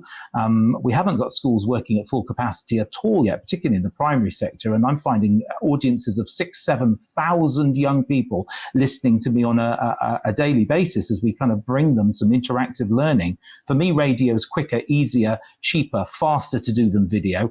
We're all worried about, our head. How do we look? Is everything straight? Radio, you can just whip it up together very quickly and very easy and get the same production values that kids are used to learning, used to hearing on the radio very, very quickly. And I think colleagues are less inhibited about contributing to that. So that's been a really interesting plan for me as well. And I've had no choice, really. That's been an absolute must. Had to do it. It was the right thing to do. I don't have a charging mechanism for it. I have no idea how to monetize it, but it's just the imperative there. And I wonder if I kind of throw the idea open to everyone else now as we kind of talk about where should the priorities be with technology to bridge these current gaps, because it's home access for me, and you can listen to it on a mobile phone because we don't have Sonos speaker systems in every room, let alone small smart speakers. It needs to be workable on the simplest of platforms. And I wonder if I can come to you, Bukky, and ask you particularly, where should the priorities be in using technology to cover these gaps? Huge question there, Russell. I just think it should be, as I said before, highlighting what works and ensuring that the teaching and learning can actually take place as best as it possibly can, whether it's in school or at home, and actually looking at exploring the different models for blended learning. Blended learning means different things to different people, and actually just making sure that whatever is decided, it's on an evidence-based process, not assumptions. So that would be my brief answer to some of where the priorities should immediately be. And part of the reason is because of the fact that we don't know what's going to happen in September. We're not sure about what's going to happen during the next academic year, but I think we should start with what we know and trying to build from there. Brilliant, absolutely. Caroline, could I come to you? BESA are an enormous group of a collective of industry participants, and I wonder if there is steering and direction from your organisation here, and if there was, what kind of emphasis would you put on technology to bridge these gaps? Well, I think first of all, I think it's going back to the points that were made earlier. It's talking to who you're using already, not jumping into trying to find new solutions to problems. A lot of the companies we work with, they had several months before COVID actually reached us of supporting schools in China and the Far East on how to adapt and address the school closures. So they've got some really good ideas that can help individual schools in their own settings. So every case will be unique. So I think schools talk to the providers you're already using. They're there, they're willing to help, like Al said. I think in terms of the gaps, there's so many different kinds of gaps. You've got the disadvantaged, so disadvantaged students. You've got the general gaps that all children won't have achieved as much as they would have done with a fantastic teacher like they would normally have. There's the time poor gaps of working parents who can't, they've got to work, they can't sit down with their children as they would like to do to help them. So I think there are all of the things to try and address those gaps. And it goes all the way through, it's almost like Maslow's hierarchy. First of all, you need the infrastructure. So there has to be the broadband capacity, and families might not have that. There has to be the kit. We've seen some support from government addressing that for disadvantaged families. You need the resources, the curriculum resources. They need to be, as Bukky said, a blend. So some sort of interactive online, some physical. They need to be downloadable, they need to be usable online, they need to be usable offline. There needs to then link into addressing those gaps, the personalised learning, the assessment. But even, and it's, I apologise because it's slightly non-tech, but to do all of that, it's all about the well-being. If children are hungry, they're not going to be able to learn. So it's all of these things like the Eden Red Schools vouchers. It's all about making sure that the children who might be in really dangerous situations and environments, they're going to be in those for a number of months yet. What can we do to help support them? And what's the money coming in to do all of that? We haven't really talked about the financing. And, you know, we've just heard £650 million. Of course, we welcome more money into schools. But if you actually analyse that, that's £80 per pupil per year. When you look at the LSE have carried out research where they say the figure that's needed to bridge the gap that they've estimated is £1,300 per pupil per month. So even with that £650 million investment now, school spend will still be at 3% below the 2010 levels. Now, I think trusting schools, trusting the teachers on where they spend that money and what's right for them, but they still need more. This is a crisis. We've rightly seen investments in our National Health Service. Now's the time to see the investment in the educators and supporting the children who are learning. No, absolutely right. And if you're watching this, Prime Minister, send more money, please. Absolutely, send more money. Martin, can I come to you? At the start of this, none of us were sure that the infrastructure, that the entire broadband network across the UK was going to be able to cope. And it actually has generally managed quite beautifully. And I wonder how you see technology bridging the gaps. Well, I mean, I think Caroline's point is fundamental to this. And it is a case of if a child is hungry, in distress, they are simply not ready to learn. So we have got to get those fundamental building blocks in place. We've seen the number of children taken into foster care double in recent times. Huge increases in domestic violence.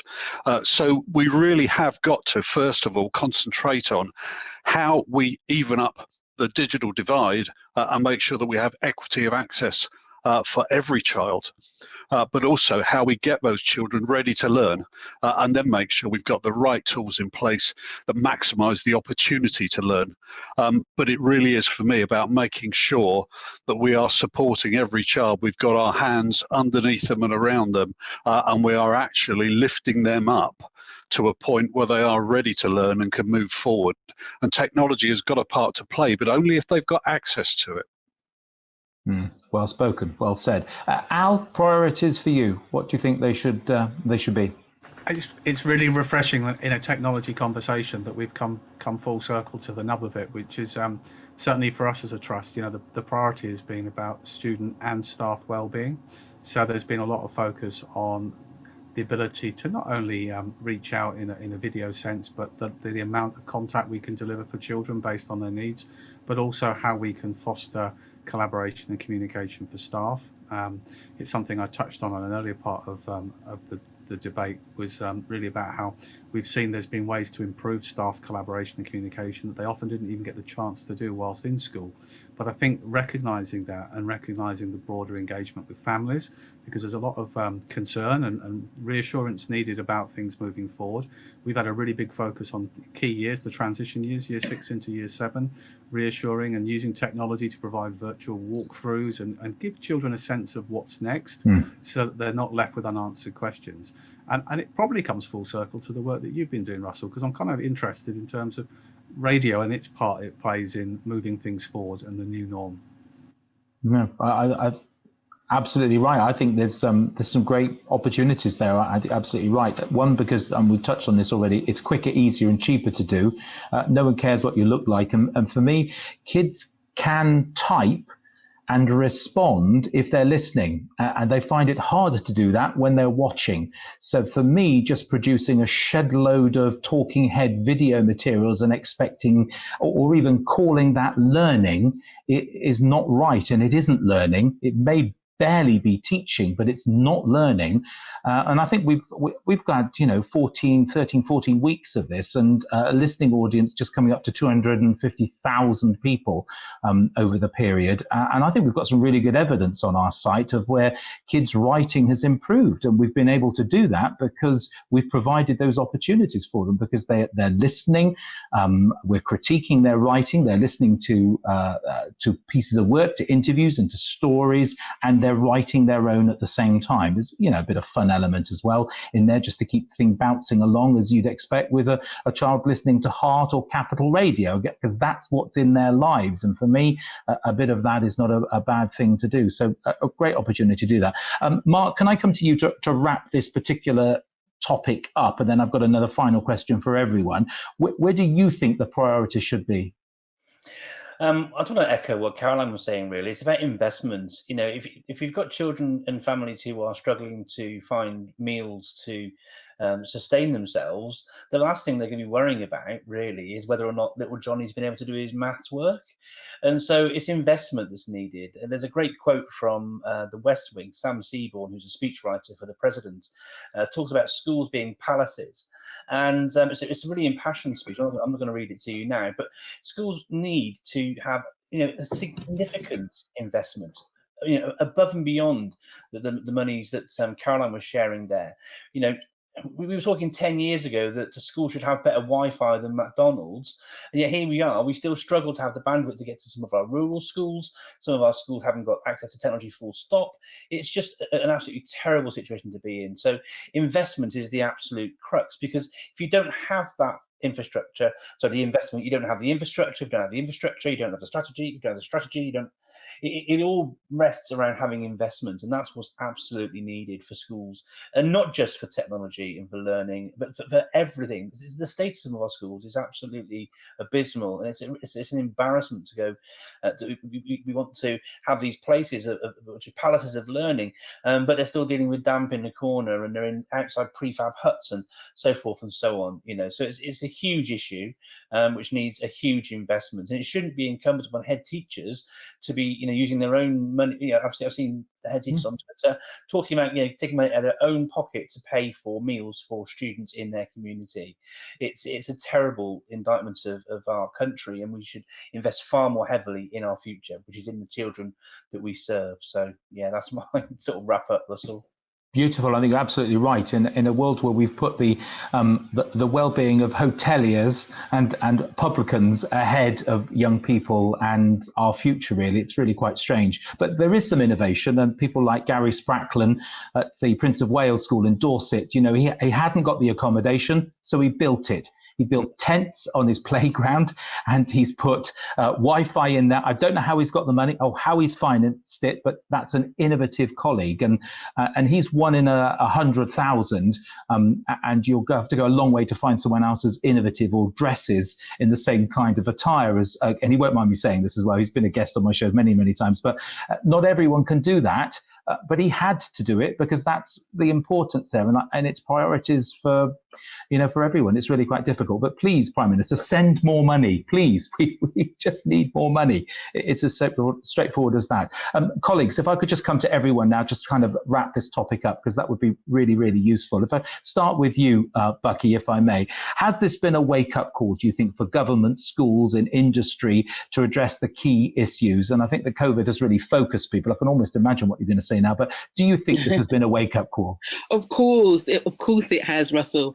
And I think what it's great, as an edtech advocate, it's actually highlighted the fact that edtech actually has a meaningful place to enhance teaching and learning. And I think that's going to be particularly important for the upcoming academic year. If we have a repeat scenario where the GCSEs and A-levels and BTEC examinations are not sat, whatever the children actually do up until that point will obviously have to form the teacher assessed grade, the teacher assessment, and the final grade they actually get. So I think that this has really highlighted in ways that no one actually imagined. And I think it also shows that there is a need for quick and mobile responses to any particular aspects you actually find difficult, I realise, to navigate. But it shows that I think another aspect, school leaders need to be informed. So rather than having some of these headline decisions or announcements being made, school leaders know what's best for their school communities. They need to be informed and form part of the discussion, be part of the discussion before any directives and guidance are actually given. Absolutely right. And I don't think that colleagues should be reading it on the front page of the Daily Mail before they've had their briefing. And I don't think that 41 pieces of advice and guidance coming out from the department on a Sunday is wholly appropriate either. But that's just me talking now. This was really interesting. Caroline, can I come to you? Do you think this has been the wake-up call we've needed? I think teachers and schools have always been awake. I think they have to adapt incredibly quickly to a whole range of scenarios that can evolve during a day. So I think our schools are already fit for being able to tackle the issues that come at them. Where they need the support, it is in terms of the government's action. And I think we need more trust in our educators that they can take decisions within a framework within their local context. So very much more trust from government, more rapid support from government, rather than things that are usually a little bit slow off the block at times by the time they've gone round all of the decision-making processes. And I think industry, we have worked literally across the world as we've seen coronavirus spread, supporting schools. And I think we've seen massive learnings from when it first broke out earlier on this year into how we're able to work and adapt with schools. So I think that's been a positive engagement, working more closely with schools in many cases. But I think definitely trust schools and, like Bukky said, give them more notice of what's going to happen. Very useful, very, very useful. Martin, has this been the wake-up call? Well, Russell, you as a communicator will know if you've delivered or been party to any media training, is that, of course, it's a formulaic approach which starts with, well, first of all, I'd like to offer my condolences. And secondly, I'd like to reassure the public that lessons will be learned from this awful tragedy. Well, how quickly is that forgotten and how often is that forgotten? So if it is a wake-up call, we need to hold people to account for learning those lessons and putting their money where their mouth is, and actually making sure that those lessons learned are put into practice, because it is a trite phrase that we hear over and over again. I was involved operationally as a chief constable leading part of the Olympic security operation in 2012. I was involved with the local resilience forum, working with all those different agencies, and I can tell you that the massive amount of learning that we garnered during that period, after the Olympics had been and gone, everybody's interest just turned somewhere else. And there's a real danger that it will turn somewhere else as we emerge from this crisis. And it's incredibly important that we don't let people forget the lessons that have been learned, and we hold them to account for delivering on those lessons. Because otherwise, we will have missed the major opportunity of our lifetimes to make a real difference. No, well said. Al, it's not over yet, but do you think we've learnt the lessons? I think that we've learned quite a few lessons. There's some that the jury's out. And the positives are, if we think about the government move and hoping that they've learned the lessons, obviously we're going to have to wait to find out. But if we actually look back over the last 10 or 15 years with other proposals and research that's been done, many of the answers are sat there. They just need to be taken on board and adopted now. I think the biggest thing we have learned and we've recognised, which is needed to be done, is we've realised the value of educators and education. And I think a lot of families and parents have started to realise that key role. And maybe as a society, we've now got much more focus on what the really key services are in our lives. I think as involved in the education community, as vendors, this is a time where lots of the organisations have stepped up to support education, but we need to keep moving that forward, working with Caroline and Visa, making sure there's that common voice and making sure we're responding, because the best way to keep pressure and to move this forward is for us to work in a unified fashion. And I think this event, for all the wrong reasons, but the right outcome, has brought a lot of us together. And I think there's a stronger voice as a result of it. Interesting. I think we've learned the real value of celebrityism, if that was ever a term as well, because we certainly managed without them for some considerable weeks, and that may be extended, I have to say. Mark, final words from you. Well, I just wanted to praise the comments we've heard from everybody in that final question, really, because it is, been fantastic to see. We've mentioned a few times during the whole conversation today about the moral purpose and why we do what we do as either vendors within the space or as educators within the space. And it's been, like I also said a moment ago, it's been fantastic to see the sort of respect level, I guess, of teachers and the profession be massively lifted during the course of the past sort of 16 weeks or so. I remember seeing, right when we first went into lockdown, lots of GIFs and short videos going viral of parents going absolutely crazy at the just after one day. There was one I remember seeing where someone put out, teachers should be paid $6 million a day, sort of thing, straight away, when parents actually realised how hard the job actually actually is. So is it a wake-up call? Well, it depends who we're asking that question of, really. When our own government can't get sort of deliver their own statistics correctly, and we mentioned the government a few times in lots of different ways. I think that education has learned a lot from it. We, as a profession, are always reflective and wanting to move things forwards. As Caroline alluded to, it's a profession which already reacts and responds really, really quickly and really well, with almost ever-changing goalposts. I think what we need is some sort of systemic, real sort of change at a real fundamental level. A review, for example, of how schools are inspected and the pressures that puts onto schools, and the fact that many schools will drive their curriculum to try and tick the boxes for said inspections. I think the investment thing is absolutely key as well. And if it's a wake-up call for anybody, it should be for the government to look more closely at the hard work that's going on, the excellent work, for example, being done just by Net Support. The work they do is fantastic. You'll see them supporting lots and lots of things in education, and we see that through with lots of other providers and members from within BESA. For example, Learning by Questions, for example, working really hard with all of their stakeholders.